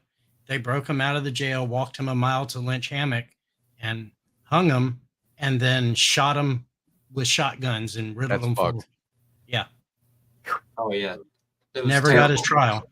The old Lincoln County Jail had a story like that when we went there. They said that one of the guys, like it was a cop killer or something like that. He killed a cop during Prohibition, and the cop was like a really well-known guy, and the whole town basically like turned on him and like went in there, ripped him out of his jail cell. Am I wrong? I mean, I could be wrong. I don't fucking remember. This was 3 years ago. 16-year-old kid who lied about his age to enter the police force, and he joined the police force, and then that's right. Drinking. Yeah, he was the 16-year-old. He was out drinking. Yeah, he was a minor, and they found out about it, and then he killed somebody, and then they found out that he was a cop and he was underage. And they figured out who he was, and the whole town surrounded his house, and then they drug him out and basically hung him in the streets. It wasn't from his house though. They drug him out from the jail. Yeah, the jail. Yeah. Yeah, and they ripped him from his cell. From like somebody let them inside, hundreds of people, and they fucking paraded his dead body through the fucking streets, basically. Like, what the fuck? People were crazy back then. Oh, they were. We're not crazy now. We're just a different kind of crazy. A different kind of crazy. Like, go shoot up a grocery store crazy. Like, that's the type of world we live in now, which is fucked. We have Florida Man. Florida Man. Dude, some of the wild fucking stories that I see come out of Florida literally are insanity to me. Where it's just like, what is it about Florida that makes it such a different beast? I don't get it. Yeah, I challenge all of you to take one night of your life and turn on a police scanner in some random town in Florida and just listen. And you'll hear the craziest shit you've ever heard in your life. I don't remember. I'll tell you a story about this. That's why I say this. I was listening to the Florida police scanner, and I hear, shh, we got a, domestic violence at this trailer park or whatever. And then they bring the girl on, and she's talking to the like, Oh wait, yes, dispatch, and she's like, is it Jim and Tammy's house? And they're like, yeah, it's Jim and Tammy's house. And we were just there an hour ago. What happened? Like, oh, she stabbed him in the eye with a fork. And they're like, what? They're like, yeah, he wouldn't give up his peanut butter, and she stabbed him in the eye with a fork. It's that kind of shit. Mhm. I mean, it happens everywhere, but like seems to happen on a more regular basis where you have like calls of like boats that are driving on the sidewalk that are KOing like little like pop-up stands, and it's like, what? Are we in GTA right now? Yeah, there's some crazy ones, but I can tell you in Mississippi they're crazier. Oh, I don't doubt that. Little bumpkin towns in Mississippi just scream out like, holy hoot and holler and what? I mean, they do save basically all of their trash, all of their old washing machines, their old cars. There's piles of it in their yard because they can repurpose that stuff. And they have turn it plans into a for ferret it. cage. You can easily turn it to a ferret cage. Yeah. Oh, fucking damn The it. reason that you hear so much about crazy shit coming out of Florida, honestly, is because we have more lax laws on what information about crimes Oh, can that's be true. released in the paper and all that. We have those transparency laws. So You get to know all the things that happen. Oh, I do love that. Like the pooper in the Walmarts where it's like, dog, why is there a chronic pooper in the Walmart? Like, did I need to know that? Probably not. But I know that now. It almost brings me to my next point. Like, how do you feel about conspiracy theories? I You like think some of them. hold weight? Yeah, that's where I was gonna get to. Where it's like, what ones do you think hold the most value to you? Oh dear. Oh dear, here we go. We're gonna get into this conspiracy talk tonight a little bit because I've been wanting to for a while. Okay, so I believe in aliens. 100% have to. Yeah. I believe the government knows about aliens. For a long time. Yeah. Oh, what conspiracy theories? I like JFK's, where it's like the JFK conspiracy theory where the dude in the back was actually not supposed to have the AR that day, and he's the one that shot like JFK after the first shot rang out. If JFK got hit in the chest and he got hit in the head, they said the second one is the one that killed him through the head. It's like that probably was my home dog in the back. And it was all done by the CIA and 100%. And the cover up is massive. Lyndon Johnson. There are so many celebrities where Ooh, MK Ultra. But there are so many celebrities where I fully believe they were assassinated, like they were murdered by the government because they needed to be shut up and fast. Yep. Oh, definitely. I mean, there's so many different types of conspiracies we could go down the rabbit hole in. Like, obviously, Bigfoot, I think, is a big conspiracy. We don't know what Bigfoot is. We don't know if it's an animal. We don't know if it's a government plant. We don't know if it's some type of alien. We don't know if it's a ghost. Personally, I think it's an interdimensional being. That's why we can't capture it. It basically can disappear and go into another dimension and be in the exact same spot. We just can't see it. It's just like being on the other side of the veil, like a spirit. You know, they're around, you just can't see it. 100%. And I think, like you're saying, aliens definitely under government taps on like how much we know about it. They definitely know way more than they're leading on, because like through the whole trials and everything, like we know that they've been spending millions and millions of dollars on this shit. And if they've been doing that for a long time, millions of dollars, that's endless resources of study and knowledge and experimentation that was done. Like, who knows beyond like what we know? Like, it could even go into biological conspiracies relating back to aliens. Like, shit, we've been cloning goats since like what, 2002, I think, is when they cloned that first goat. or the I lamb thought or it was whatever in it the was. 90s. It was in the 90s. I think Dolly the sheep was in the Yeah. late 90s. Was it the late 90s? Okay. So like, where's that technology at now? If you add in like alien technology on top of that, what are they able to clone? Are they able to clone people? Like, are people in power actually just cloned puppets? Like, who knows? Is there animatronic AI inside of these clones? Oh dear. All of Washington is they're I'm a all replicant. stupid clones. That's why they're all stupid. Is we just couldn't quite get the cloning right and the DNA and the brain functions and all of that, and so I'm a firm believer that if you put AI in like the leader form of like the financial side of things, we wouldn't have debt anymore. Like realistically, I think that would be like a good problem to solve with I've AI. never thought of that, but that makes sense. Yeah, where it's like, hey, like if you can't figure out what fiscal debt does and this and that and the other thing, it's just like just send it to the AI. Like I'll let AI do my fucking taxes. That sounds like a lot better job than I'll do. TurboTax also basically like, is you know, AI doing your taxes. History's mysteries, you know, like what happened to the Knights Templar treasure and things like that. Ooh. What's buried on Oak Island and What The was Holy in the Grail. history, like the Library of Alexandria? Like what was really in gosh. there? yeah. That's a Where's big one. That's Alexander my the favorite Great? conspiracy theory is what was inside of that library that freaking It's all the missing links. Like it's probably like it was probably like the Smithsonian to us now. How there's a ton of stuff that we don't know is in the Smithsonian down in their vaults. But like realistically, that was probably like their secret vault of just like, hey, this is our like top secret shit. What's in the Vatican's vault? That's another one. Like before I die, I would love nothing more than to see like some disclosure on what's in the Vatican vault. Like, do you have the Holy Grail? Do you guys like, like, are you guys like pulling my leg, or like, are there scriptures down there that like we've never read before that are like forthcoming, like actual like events like for right now's like, are what the fuck's happening? Or the Sphinx. That's another big one where I started seeing a lot of stuff today on my TikTok for no reason about how like the Sphinx itself could have been like this like water aqueduct basically, where it was like a water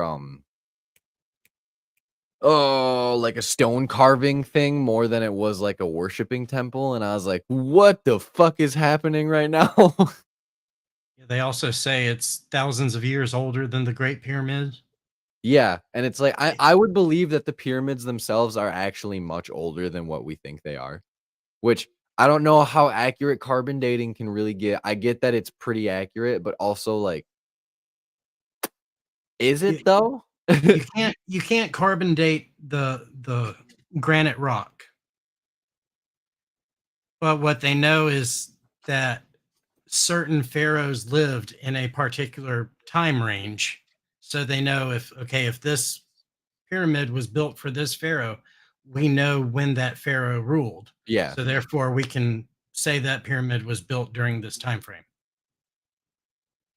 Yeah, or even the fact that there's literal like tombs down underneath the pyramids and some of the structures out in Egypt that they just won't open because they say that it will destroy everything inside. Well, I mean, I fucking get it. Like why we're not gonna open those and preserve it, but like also, are you not fucking curious? Like what even was it though? Like what is down there? Well, it could also kill you if you opened up one of those Oh, because that's a the good point. bacteria and the mold in there, if you Yeah. breathe it, like all those people who died after opening King Tut's tomb. yeah, Called that's it all. the curse of Yeah, King Tut. dude, I didn't think about that. That's Do you, actually a really do you good believe point. that is actually like a real thing, or do you think it's more a The mummy's scientific, like curse. the mummy's curse? Do you think that like No, I think that was it's all Mandela effect is scientific. real. You know, they just breathed in mold spores and it killed them. Dude, that's the only thing I could think of too, where it's like that's really weird. And like how Mr. Creep is over here talking about the Shazam movie with Sinbad is real. It 100% was real. Like I watched that movie. There was VHS tapes. That Mandela effect is not a Mandela effect. That movie was bro? real. I seen some theory that I thought that was crazy that involved the Mandela effect is like that some kid, I forget how old he was, but some kid figured this out that like the world actually ended in like 2008. Oh fuck! Some type of parallel universe, and we just transfer consciences over. Yeah. Oh, see, I'll now have to that's show you this also whole thing cool. one day. But another theory that I've been getting into a lot lately is the Bohemian Grove. Dude, the Bohemian Grove stuff is pretty wild. I forgot all about that one. The rituals I vaguely and stuff. remember it. It's like the rich people rituals, basically. Yeah, went it out in California, and like there were presidents that were part of the group, and a lot of actors and very high list like people where it's like, okay, like you're all super duper like well respected isn't probably the best word to use for those types of people because of what they think happened there.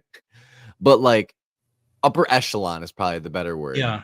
So it's like mixing in the Illuminati with was it Skull and Bones or Freemasons, and yep. Yeah. That stuff's kind of been. Do you think those like that stuff's real too though? Like the Freemasons are definitely known, the Templars are definitely known, but like do you think that like there's more groups out there that are super secretive that have been going for hundreds of years? Yeah.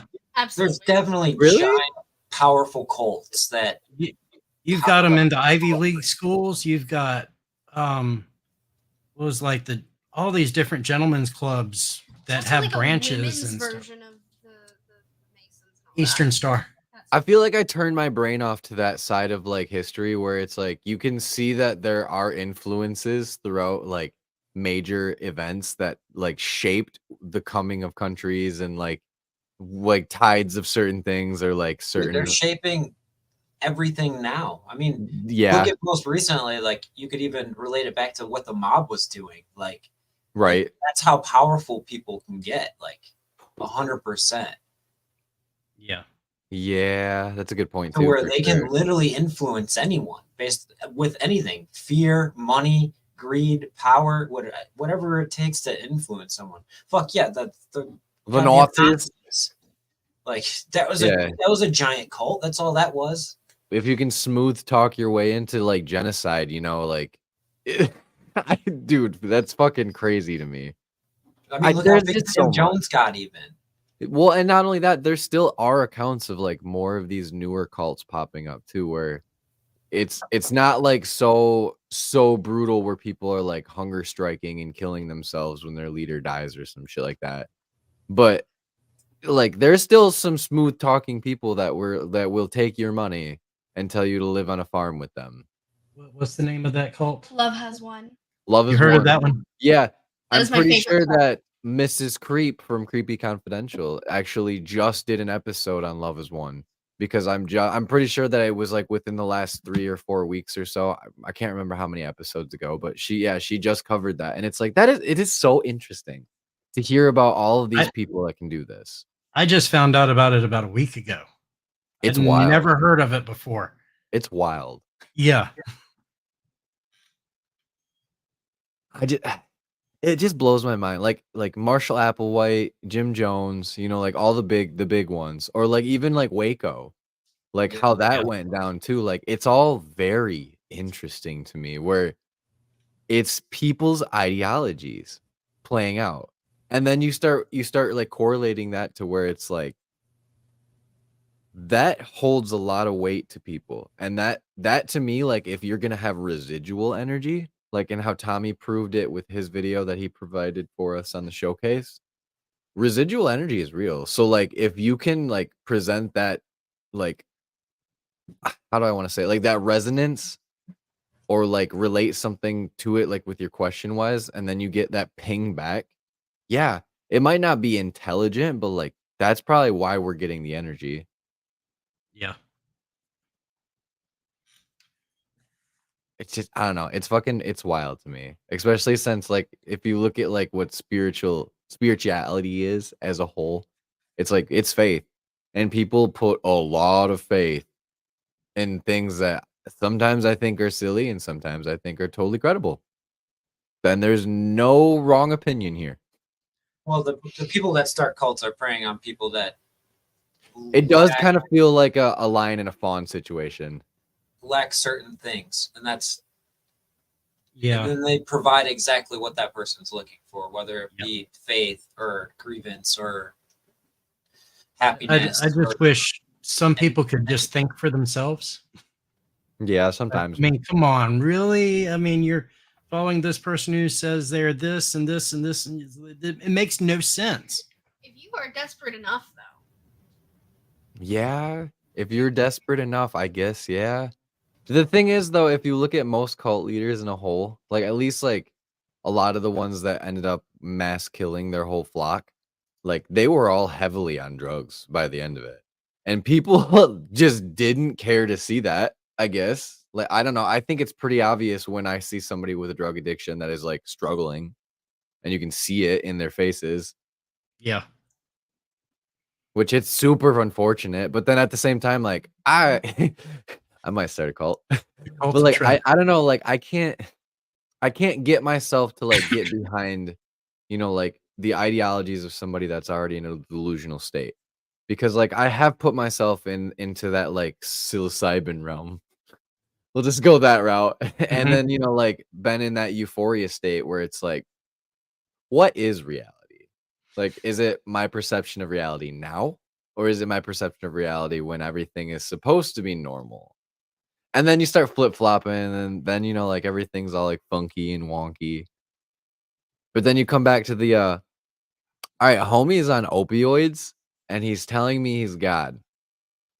How does that make sense? Yeah.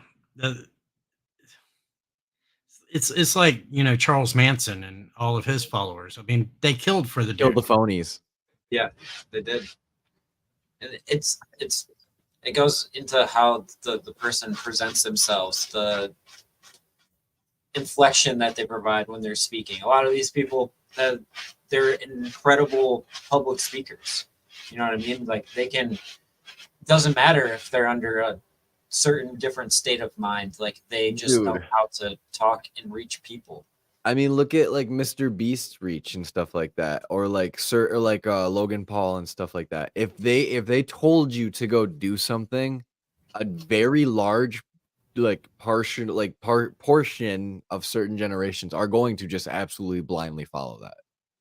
Yeah. Like 1,000,000% that is going to happen. And that's without all the cult psychological manipulation. Yeah, that's just like pure like a 1 out of 10 people, and when you have 2 million people following you, out of those 10 people, if you can get them to listen to your like ramblings for that little bit and you hook them in, yeah, that's fucking crazy. Yeah, it's crazy how we're seeing it definitely now in this generation, like people that have a large public reach, like they can influence millions of people so easily.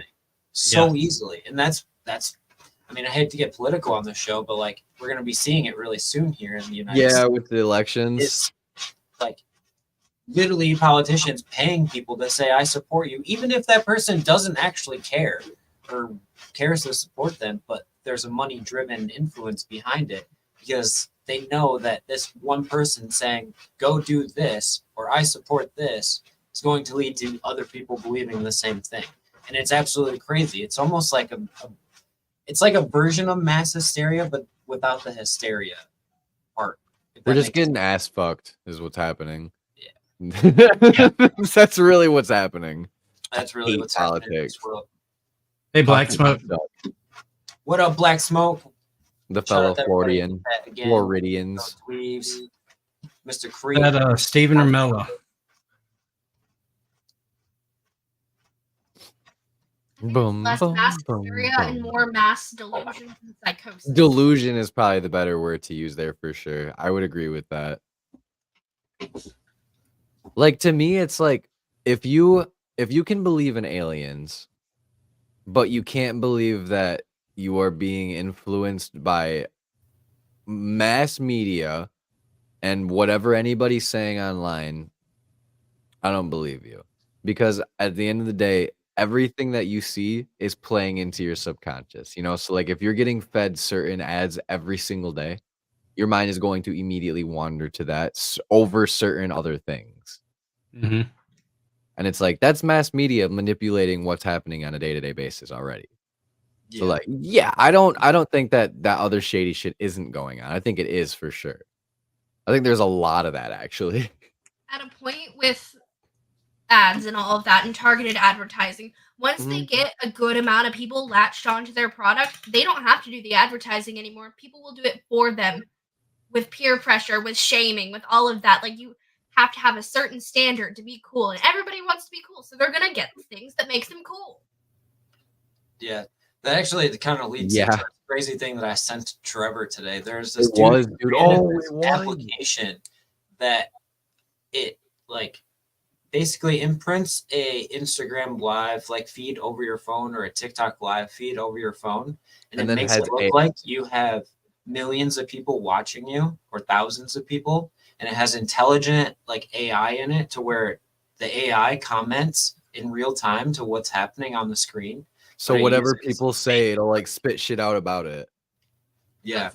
And this dude was going around, like, I think he was at a club. He was going around on this Instagram live, and it looked like he had 50,000 people watching him. And the club promoters seen him. People were seeing that he was live and had lots of people watching and were interacting with him completely different than when he actually went live on his actual account where he has no followers and isn't famous. It's crazy. Once people saw that he was famous, yeah, they were bringing him into the VIP section, giving him free drinks, you know, like treating him completely different, all off this fake, like, social prowess that he had behind him. It's just crazy. Wild to me that, like, that's how people actually act. Like, they don't care if you're a normal person. They only care. No, you could be. People care about you. You could be whoever. You could literally be playing a person with a mask, and you could be the most famous person. But then as soon as you take that mask off, it's like, is it even real? You know, like I couldn't imagine playing a character online and then turning that off and then just trying to be a different person. That just seems so not cool. Eventually, it's going to mesh together your two lives or whatever, and you're going to start believing this is real and this actually happened and stuff like that. It's the beginning of psychosis. Yeah, it's a good way of putting it, psychosis. And like sometimes I wonder too, like once we do like a lot of investigations, say like back to back to back, like is it almost putting ourselves into like some type of a stupor, like a psychosis too, because of all the stuff that we're subject to? Because like it almost sometimes is traumatizing. Like to a degree, I would say. Like not like in like a raw shock value of like I just got jump scared, but like that's gonna sit with me for a long time where I don't know what that is. Yeah, I can see that. Or something that completely changes your view of what's real and what's not. You can't prove or disprove it, and you're struggling to just try and grasp that concept. Yeah. Right. It's like, what if you end up like capturing evidence that you know is real 100%? You know that like, you can't prove it, but then obviously we have this whole like paranormal debunker thing going on, and people get super heated about it, which I don't understand. It's fine to debunk people's stuff, but it's like, man, I found this great piece of evidence and everyone says it's crap. Like that, we haven't dealt with that yet, but like I know it's going to come one day, because everyone I feel like that ends up making it has that type of evidence come forward where it's like, no, that's fake. Yeah. It's called fake because you can't disprove their debunking, but you know what you caught. Right. Yeah. So it's like the paranormal world can be a vicious, endless cycle. I have friends who are debunkers. I know what you're saying, because I've always been afraid that some debunker is going to watch one of my videos and say, just "Oh, they rip faked it." this." I'm like, but I didn't. But I can't prove to you that I didn't. So people are going to believe the debunker and not me. That's the like sketchy part about all of it, you know, where it's everybody's perception. So like at the end of the day too, like say like you broke up with a girl back in high school, right? You were friends with all the same friend groups, but then like at the end of the day, you're both gonna have your own separate stories about what happened. Yeah. And then you're gonna have your clique of friends that are gonna stick with you and be like, your story's right. And then you're gonna have her group of friends that are gonna stick with her and say her story's right. At the end of the day, not everybody's gonna agree. And like we just cannot make everybody happy. So like I always say, like, I'm making it for me because like at the end of the day, like Riley said too, like we know what happened. Like we experienced it ourselves. So like am I doing it justice presenting it how I'm presenting it? Like maybe if you think it's not real, like I'm gonna rethink of how I did this next time and then try to improve that shot so it makes it more credible. Like that's all I get from it usually, where it's like, you think I faked it? Haha, fuck you. I would be completely honest with you if I farted or I burped or some stupid shit, you know? The only thing that really bugs me about some debunkers is their disrespect of other people's and their beliefs. That I can't stand. Because if you have a debunker who does not believe in the paranormal, who is an atheist, and who basically said, well, because you believe that this is happening, you're an idiot because that's not real. Where is your logic and point? Criticism, and then there is bullying, and there is so much bullying that goes on in the paranormal community. I see a little more in every day, and it somewhat does bother me. There is stuff that has bothered me more and more recently that I thought would never get to me in the like 3.5 years of like being part of the community and trying to be more active, because I was a social butterfly, but like not online. And now it's like, okay, I've made a lot of like way cool friends that I would never have the opportunity to ever speak with had I not networked a little bit, because Riley said, bro, just try it. Yeah, I had a friend on YouTube, and I was watching one of their live streams. They had a panel up, and they were atheists, and they basically ripped everyone apart who even believed in exorcisms, demons, blah blah blah. Just because they don't believe in it doesn't give them the right to bash anyone else's, religion. Or so I quit following them. I mean, we were friends, but it's like I can't. It's just too close-minded for me. Yeah. Yeah, like that's where like it's not that I'm like I don't like you, but it's like I lost respect for how you viewed it and how you presented it that way. Yep. And it's not like I discredit you, I don't like you, like I fucking wish worst upon you. Like no, it's like it's just not for me.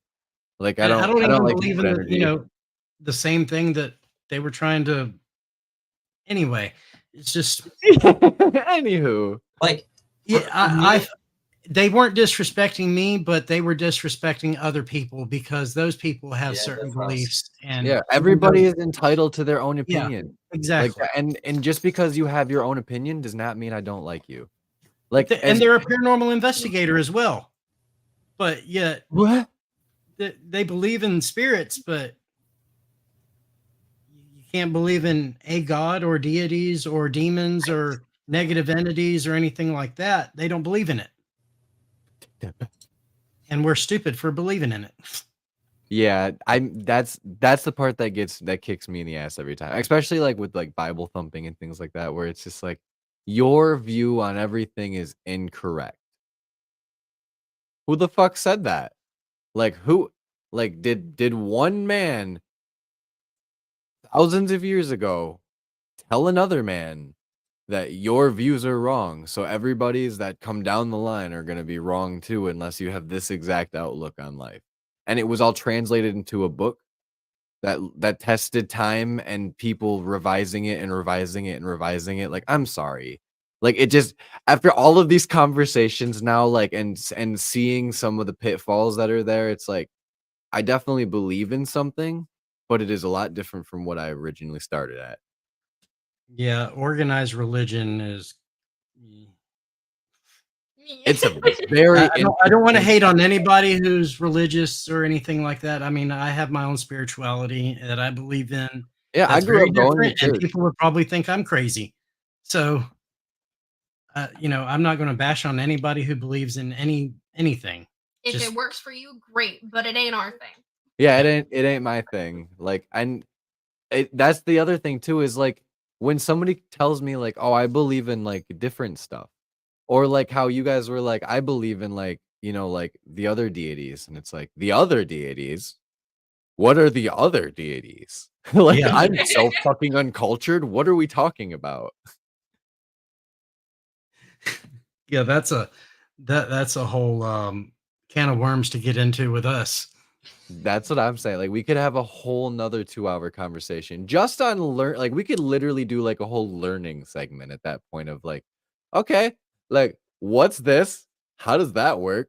Does this tie into that? Like, oh, I watched God of War. Like, I watched somebody play that. Like, does that have to do with Norse mythology? Yes and no. Yeah. Is Jormungandr a real thing? Yes, And in no. mythology, and No, in No. real life. I wish though. That goes. But if you can believe in a spirit on the other side of the veil that you can't see but you can communicate with, why can't you believe in some other deities or what other people have? Too, like, are we gonna say that all of the like people that came before us, all of their beliefs are obsolete because Hell no. people in the past just aren't a nearly as folklore stupid as legend you now think that we they tell? are. No, it still holds the same value. It's just, do you want to believe in it or not? Is it for you? Is it not for you? If I wanted to totally change my life and just believe in Nordic mythology from now on and study that and live my life that way, like, I can do that. I'm totally justifiable to go do that. I can just pick up Christianity tomorrow if I wanted. There's so many other things that I could do just because I'm not seeing the way I want to see life. And like we were talking about with cults earlier, like that's why people get brought into them, is because they find something that brings whatever they're looking to into their life. And who are we to say that is right or wrong? You know what I mean? Like, I'm never going to look at any of the people that joined cults and didn't do anything bad. Obviously, if they did something fucked up, then that's on them. But if they thought believing in this person is going to change their life for the better, then more power to them, I guess. I hope it did, honestly. And if you believe in egregores and how that works, if you think about, for thousands of years, people believed Zeus was the king of the gods, and you had Apollo and Mount Olympus, and you had all of these different deities, and these people worshiped them, gave offerings to them. So much time and energy. And you've created these egregores thousands of years ago, and ever since then, people still worship them. They're still feeding into it. Why wouldn't it still exist? Right. Yeah. And that goes for Greek, Roman, Norse, it doesn't matter, all across the world, all of these deities.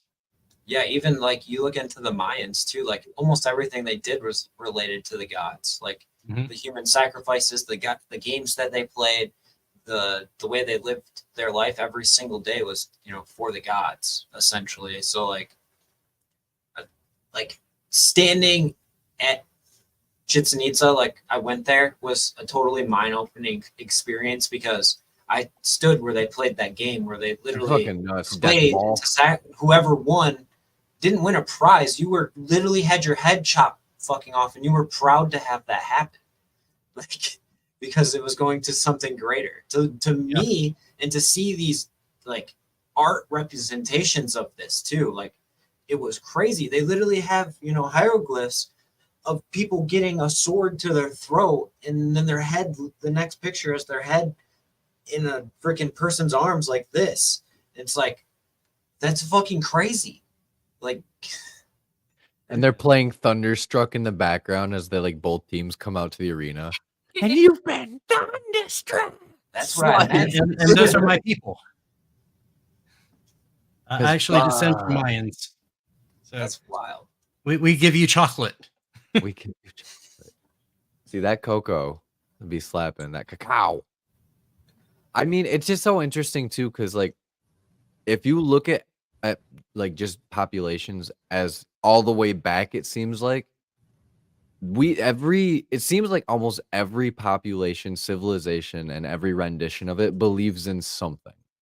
Yep. Whether that was like a deity, whether that was like some type of central figure, like it almost like we Literally what need to be America was led. founded on. Exactly. Like we as a species need to be led by something or somebody, it seems like. So like Yeah. that points to me where it's like, is that just like baked into our DNA where like actually aliens made us and that's why we just like yearn to be like Actually, like aliens led. made us. Well, sorry, I'm just being aggressive here. I believe it. I mean, it makes sense to me. Although, yeah. That's all I got. We haven't even Just touched on seems like- witchcraft. No, that Yeah. and that's another one. Like my wife just started getting into that. Like Jen's fucking she started reading her like witchcraftery book and I was just like, I don't even know how to take it. Cuz I don't know. I've never heard of moon water. So like that was a new one and I was like, the fuck is moon water, dude? Like what does it do do I drink it? Like what is this? And Yeah, you can. the moon water does a lot of things, and it also depends on the phase of the moon that you do it under, or like what type of full moon it is, or you can even get eclipse water and things like that, and they all do different things. So here's a really good trick. Stick a jar out in the middle of a hurricane, capture that rainwater, then use that and charge in a full moon. So now you've got double the potency and all that energy. You have hurricane moon water. You have hurricane water? You can get hurricane water if you The leave. chaos that Like, can what's The only way I would be success able to get rate? it is if I got it from you. I ain't But, like, going wait, to no what's the hurricane. success rate for these like ritual type like happenings where it's like how far are we reaching when we're like I want this to happen, here's my moon water, here's my other offering, like I don't know what else entails doing witchcraftery. For me, the success rate of like doing my spells, doing my readings, all of that is usually anywhere from like 80 to 95% of the That's time. so It fucking works. accurate though, because to me I'm like, is that 50-50? Like am I fucking crazy to just like immediately think like I don't know about Majority of the this? time, it works for me. If it did not work, I wouldn't continue doing it because why would I? Good points. That's a very valid point. But also, yeah, just like Dweebs just said, manifestation and faith. The That's more valid. you believe that you can do it, the more it's going to work. If you That's- doubt yeah. yourself, it's not going to work. And putting all these oils and herbs and waters and prayers and everything That's a into shame. all this spell work, all it is more layers of intention and manifestation, and you're just making it stronger. That's true. That's very true. See, and that kind of goes hand in hand too with paranormal hunt, like like hunting paranormal, where it's like if you're putting out like good energy and like you're basically acting as a supercharger to me, where it's like if you're ionizing particles with your body vibrating at a higher like vibration level, you're catching more stuff. But if you go in there and you're just like a big pissy potty pants, like nobody's gonna want to be around you, and that goes for like dead people too, because people are people, all in the same. We've actually asked spirits one time if they could see our auras, and we got a yes answer, and that they can actually tell what a person is like based off of their auras. So they know whether they want to talk to you or not just from your aura. You don't even have to say a damn thing. Yeah, I think that's why like psychics is like a real thing, because they just have like it's either like, I don't know if it's like a color type aura or it's just the You just sense of unlock that energy. sense. But like they can tell. That's why, when you talk to someone who has psychic capabilities, they're like, yeah, I can't turn this person off because they know where I am at all times. Mm-hmm. I feel like that's just like having a hardcore tuner, where it's just like that frequency got chimed right in, where I found that one, and I'm hovering here. Rees actually can see auras and blew me away when they first told me. It's so interesting. There are so many different. I have many things that are strange about me, and I couldn't even list them all because I've forgotten some of them because they're just things to me. They're things that I can see, that I can do, whatever. It's It just normal. happens. They have synesthesia, so they see colors with music. That's so incredible in its own right. They can't look at a blue sky and see a blue sky. It's like, picture yourself on psilocybin looking at the blue sky. And it's how not it's a all like wiggly and it's not a flashing blue different sky, colors and is it? everything. And that's That's what I see crazy. 24/7. That- I That's have visual crazy. smoke syndrome. That tells me like that, like, does that make it easier to say see in the dark for you? In specific light levels, yes. Yeah, And like in certain other low light light levels, settings. no. Yeah, no, I completely get like pitch black. I don't think anybody's gonna see that, but like yeah, like certain low light settings, like my eyes take actually a very long time to adjust. Granted, I am fucking blind. He is very blind. But no, I see like a film of like TV static over everything all the time. I can see That's crazy. nothing clearly. And when I was younger, I could see what I called air.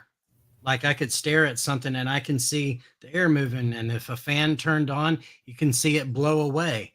All Yeah. these little particles moving around. After about 8 or 9 years old, I wasn't able to see it again.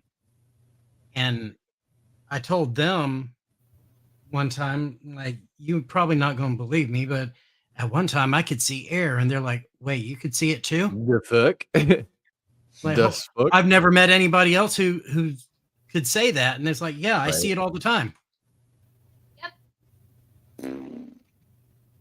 That's wild. That is pretty incredible, actually. So all these weird, unexplainable things, they're just all around us all the time. Well, and it's like, and yeah, it might be personal accounts too, but it's like you guys are also extremely credible people. Like, at no point have I ever just been like, I don't believe a single word you're saying, and you've never steered me wrong whatsoever. So it's Thank like, you. it's super interesting to like hear like certain accounts like that, because it's like it really makes you wonder, like, do people go out of their way to try this stuff enough? No, they don't. And like if you try it and like it does happen for you, like, oh wow, this is fucking interesting. And I always learned so much. Yeah, that goes to anyone that's like new to our show or new to paranormal investigating. Like, we just urge you to go try it. If you're unsure for yourself, you got to go experience it yourself. You don't even have to go and buy the fancy tools or anything. Nope. Your phone and you is all you really need. I guarantee you, when you have that first paranormal experience, you will know 100% that it's happening. You will feel it. You'll feel the energy enter the room. Like, you will feel it in a way that you've never felt anything before. It's completely different. And then you're addicted. It's like crack cocaine. It is like crack cocaine. I think once you open yourself up to those things, you just become a beacon for it. They come to you because they know you will listen. Yeah, and I think that's why we keep saying the more we go do this, the more interactions we get, the crazier our episodes get. It's not because we're necessarily getting better at paranormal investigating. That's part of it. But the other part is I think spirits can tell that we've had spiritual connections before, and they're like, oh, well, this person really isn't trying to do anything wrong to me. I can tell that they're probably seeing the other spirits we've communicated with. They're like leaving like the tracers on us maybe or something. Do this. Like urging and telling them like, no, you can. You can talk to them. You really can. Yeah. And they're not going to get scared. They're going to understand, and they're going to want to, connect with you. So do some acts of kindness and leave them an offering or something. If you go to a cemetery, leave a quarter by the gate. You give your offering to the spirits there. We did that to the Asher Walton house. We went to their fire and left actual gold coins on their gravestones.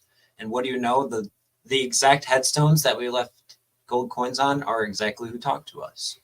Yep, it was fucking crazy. And we had poltergeist activity. You can always pick up like trash or clean up a gravestone or something like that. Take care of the cemetery for them. 100%. Never disrespect the cemetery. Like, don't ever do that. If you're a person that's done that in your life, you suck. You suck, actually. You suck. For real, 100%.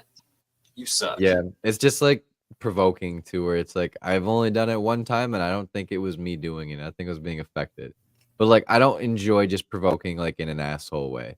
Like if some spirit calls me like a donkey-headed dick fucker, like yeah, I'm gonna clap back. So like I know we were saying like we were listening, not listening, but we were saying that the Estet method was one of those like really big ones for you. And I know earlier we were saying that you had a clip for us, possibly. Yep. I want to see this clip. I'm super curious because I know we've been talking about super cool evidence, and I was like, I think this is a perfect time to just throw this up here. So let me try and share screen.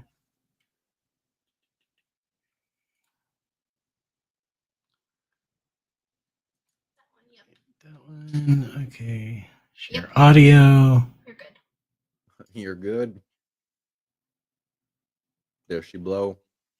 There she All go. right. Screen. And volume's up. Any spirits here can try and communicate with us. We invite you.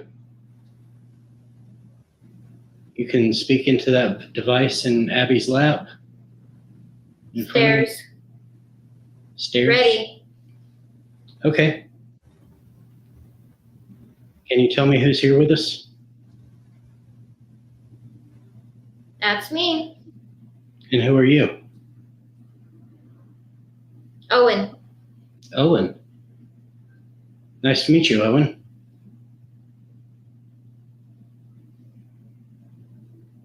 How old are you?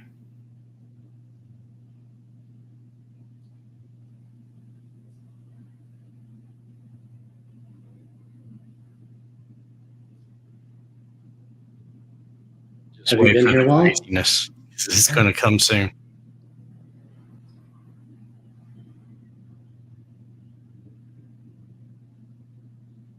Owen, do you have a last name? Forever. Forever. You've been here forever? Movie. We're filming. So we appreciate it if you communicate with us. Who's speaking? Spirit Talker said, who's speaking? My name is Steve. But you just... Just what?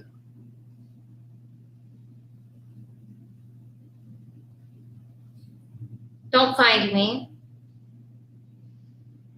You playing hide and seek again? Friend. Sure, I can be your friend. Hers. You want to be Abby's friend? Gainesville. Are you from Gainesville? Do you like Gainesville?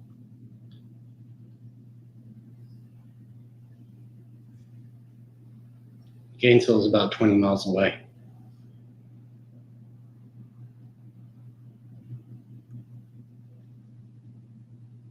Talking.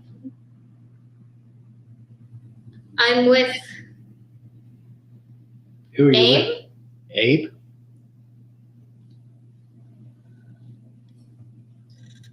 Move over. Who?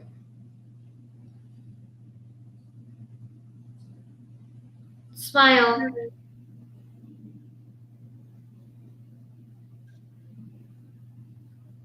Can you tell me the name of this town? Negative spells. Admitted already. 100. 12. Big party. Big party, huh? Where was the party?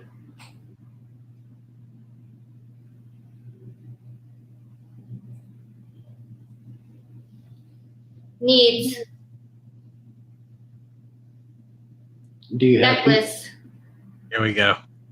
You need our necklace? Yours. Mine. Her. Oh, Give. Okay. which one? You want this one? Moon. Cycle. This is the moon tarot card. Now, look at. Yeah. I'm answering. Yes, We you hear are. you. Thank you. We hear you. Thank you. Hurry up. Where would you like us to put it?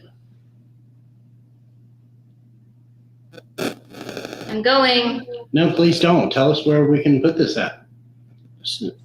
I have got. The Sure. circle. The circle. We got another necklace. The circle. Do you want White. It'll protect that one? Wait. No, you don't. your special team. Oh, we did have a white circle necklace. Let her. They mean you harm. Rachel. Rachel who? What, Rachel? Here is the white circle necklace. We have both. Marie. That's my middle name. That's Wait. That's Reese's middle name too. Well, half of my first name. yeah. Yeah. Angel. Here, I'm gonna set these in the middle of the floor for you. Twilight. How light? How light? How light? That's what the That's- circle one is. That is it. Thank you for talking to us. Thank you. Jones. Do you want my other necklace too? Go on. Okay. Let her. Go on. Have. Taking it off now.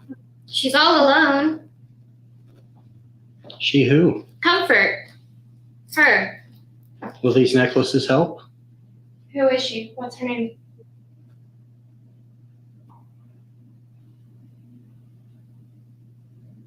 Marie again? Marie? Damn. That is the craziest Estes experience that we have ever had. 100%. There was like That's so wild. precise, like You guys weren't fishing either. Like, you know how like sometimes you can get like sucked into a rabbit hole of questioning where it's like you just follow what they're saying instead of you saying it. Like Yeah. you the very beginning of it, you were leading that for sure before the answers were coming through. And it was just like, okay, that's weird. And then when they didn't want to answer, they didn't. And then at the end, it's like, no, like she 100% was saying like, I want this stuff. Please, it would make me feel better if you left this stuff for me. And Shout like out to Danny in the chat. big dog, like goes to Rama. And the fact that they said howlite and that one white circle necklace Yeah. with howlite, and we did that It's Ouija how? board session. Yeah, it's right here. Oh yeah. Can't see it. We did a Ouija board session that night, and howlite came through the Ouija board also. That's super interesting. And like how accurate that was. Like that was extremely accurate. The one that got me was, when like which necklace, and it said moon. Yeah, nailed it. Nailed it. Like what are the chances of it being that accurate, like 3 times basically in a span of like 10 minutes. If not, it wasn't even 10 minutes. It was like 6 minutes. Like that's pretty incredible. Yeah. That was Abby, our team medium. I wish she could have been here tonight, but she had to work. Unfortunately. Yeah. Where was that location that you guys were at? That was at the train depot. Was it really? Trenton, That's yeah. crazy. Yeah, because that's very Those are, I think, an underrated paranormal hotspot. It is 100% I think it's all those transportation locations, like I feel like that's not where you're even gonna get that, hotbeds. It's not even that. It's the Really? railroad tracks themselves. Well, too. You've definitely said that. If you before. didn't know this, go up to a railroad track when a train's not going by. Obviously, people be safe about this. But take an stand on EMS one. detector with you and go to the railroad tracks. I guarantee you that thing red lines like crazy. I was getting when I did a train depot in Alaska, I was getting EMF readings of like 300 off of a railroad track. 300 milligauss? Yeah. Damn. Jesus. But something else that happened that night was we had these little candles, just a candle in this shot glass like this. And I went to light a candle and it lit for a little bit and then it went out. I went to relight the candle and there was no wick. It's completely gone. It's like, okay, well, we won't use that one. We used a different one, continued with the Ouija board session. And then after we were done with the investigation and we were cleaning up, I went to take that candle out of the glass. The wick had sucked through the candle and it was in the bottom of the glass. Interesting. I don't know how that happened.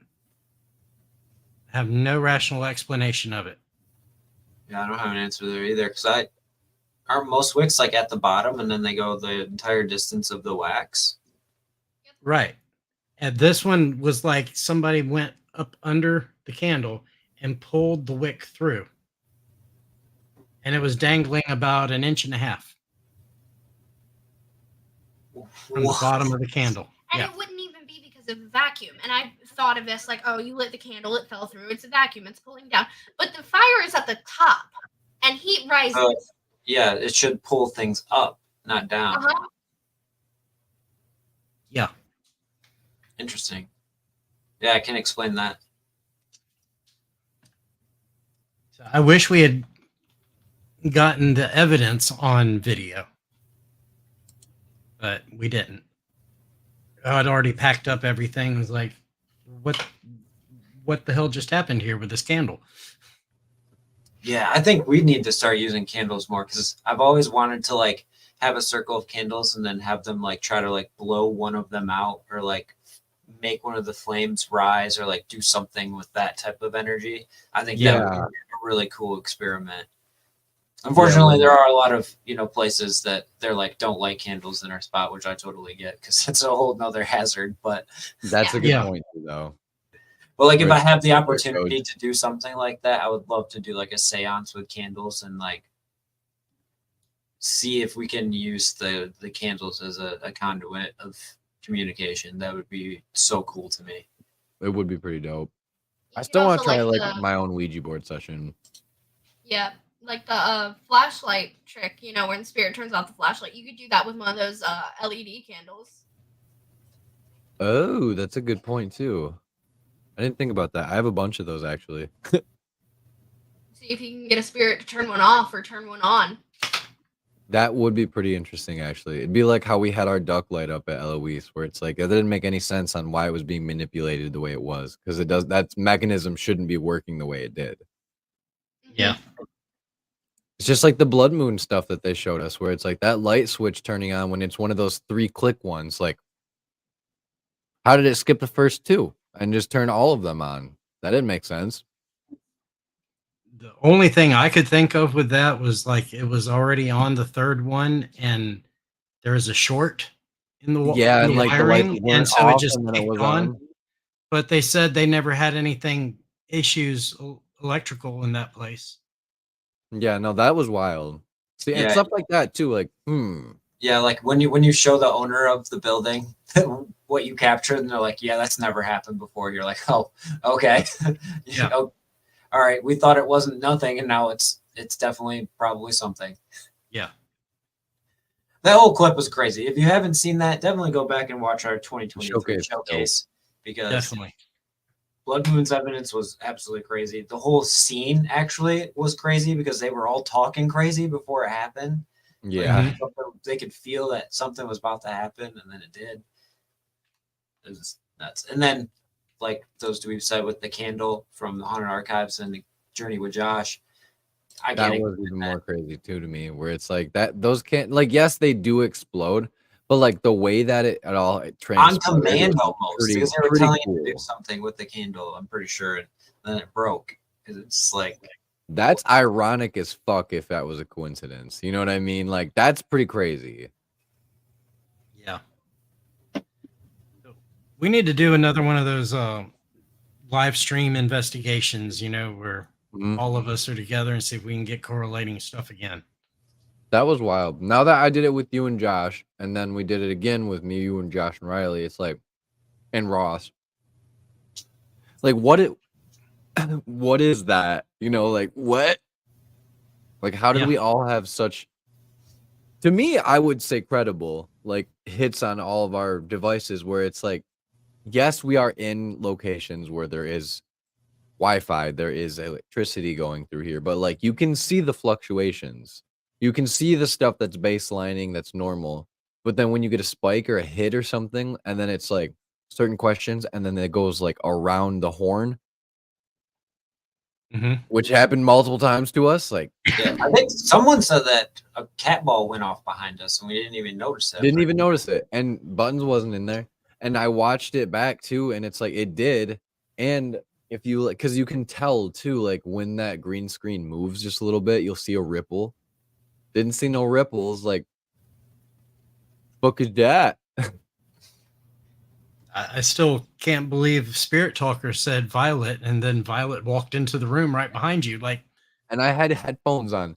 I'll have my speakers like this where I can just hear everybody talk and it plays to the room. For some reason, I had a stick up my butt that day, and I was like, I'm gonna use headphones, and it's gonna sound better, and I'm not gonna bother anybody. And literally, right when it said Violet, she was walking out here, and it's like, what the heck? yeah. Wow. And it said it on my Spirit Talker app. Yeah. Yeah, like what is that? You're on the other side of the country. Right. But we are still connected through, the internet, and it's wild. Like I truly, after what I experienced with you guys, like I truly believe that, like when you do a live stream paranormal investigating, like you are opening some type of like We're conduits. Like, and the spirits can jump on that. Yeah, I don't think all the places. Distance means nothing to them. Nope, it's They not can be relative in to multiple us. places at the same time. They fold space and time. They just crumple it up, throw it out the window. They can just They get say what they fuck want. Einstein. Fuck Einstein's theory of relativity. I make up my own theory. We call it spirit theory. I wonder if we'll be able to prove string theory paranormally somehow. I still am trying to figure out what's on the other side of a black hole, and I don't think I'm ever getting that answer either. Not in our lifetime, which would be incredible if we could. I mean, well, you shit, could find out, but you'd have to be spaghettified. Yeah, and we'll never make it to the end of the universe. Like, we'll never know if there is an end to the universe because realistically, our bodies will give up before we can make it even out of our solar system. Yep. And there's many more solar systems. Like, yep. We have to find wormholes to be able to travel to the universe. Mm-hmm. Right. And that thought itself makes me sad. This is why depression is real. Like, when you realize how small you are in the grand eos of things, it's like, holy shit, we're grains of salt. I couldn't even make it to the first star in one lifetime. Never. I wouldn't even be able to make it to the sun before I burned up because my consciousness is leaving my goddamn body because I decided when I was younger it was cool to smoke menthol cigarettes. So as soon as I leave this atmosphere, dude, I'm gonna die. Good for you. I fucking hate myself for it, dick. This was before I met you. Oh my gosh. Yeah, no, cigarettes are bad. Don't do them. It's for fucking losers. And I'm sorry, I'm a loser. Riley was a loser too at one point. I'm still a loser. Yeah, we're all losers. It is the worst. I honestly am so glad that I don't do it anymore. But like, yeah, like you close the door on a lot of things when you smoke menthol cigarettes, apparently. And that was one of them that stuck with me, where it's like, I want to be an astronaut. That's been yeah. I can't go fucking like try to find aliens in space where they probably are. Where I mean, like I can't get deep enough in the water because I don't own a submarine. But like when I get abducted, I'm just gonna die when they take me out of the atmosphere because it's gonna just like crystal. Sorry, what? I can't afford one. Oh, shush. Jenna's over here spitting nonsense at me.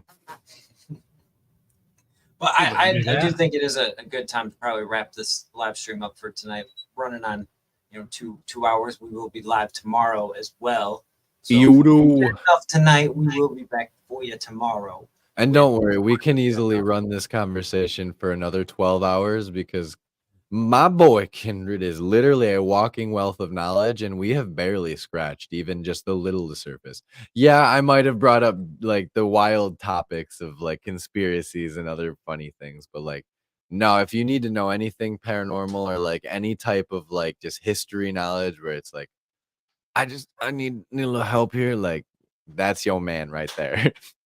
Yeah, and if you haven't yet, make sure you go give Kindred Paranormal a follow. All the links are down in the description, of course. As always, we'll hook it up with that easy transference. Easy access. Again, we want to thank you for taking your time, spending a little bit of time with us, talking about ghosts, talking about conspiracies, talking about witchcraft, talking about cults, all that stuff. Of course. Thank you for having us. Yeah, sorry I had to get up so many times. Sick kiddos make it a lot harder to do investigation talk. Been there, done that. I hope she feels better soon. Me too. I hate it. She literally threw up, looked at me, and said, "I don't want to do this anymore." And I said, "No." I said, "I feel so bad." That's sweetheart. And I was like, "Are you okay?" She said, "Yeah." And I said, "What can I do for you?" And she said, "I don't know." And I was just like, "Let's just get you drink water and get you laying down, dude. That's all I can do." Oh, my poor heart. Poor little girl. Thanks to everybody in the chat for showing up Thank you, and Night Crew, for listening to my joining us. boring ass. We'll hopefully get to see all y'all's beautiful icons tomorrow. And with that being said, folks, that's my Christmas present to Violet. Everyone, looks like she painted it. She painted it. Aww. She did a magical job too. All sick and everything. She painted the shit out of that. Looks very nice. And with that being said, folks, remember to keep your ears and eyes open for really goes. Bump in the night. Happy New Year! Happy New Year, everything. Enjoy it. I love you.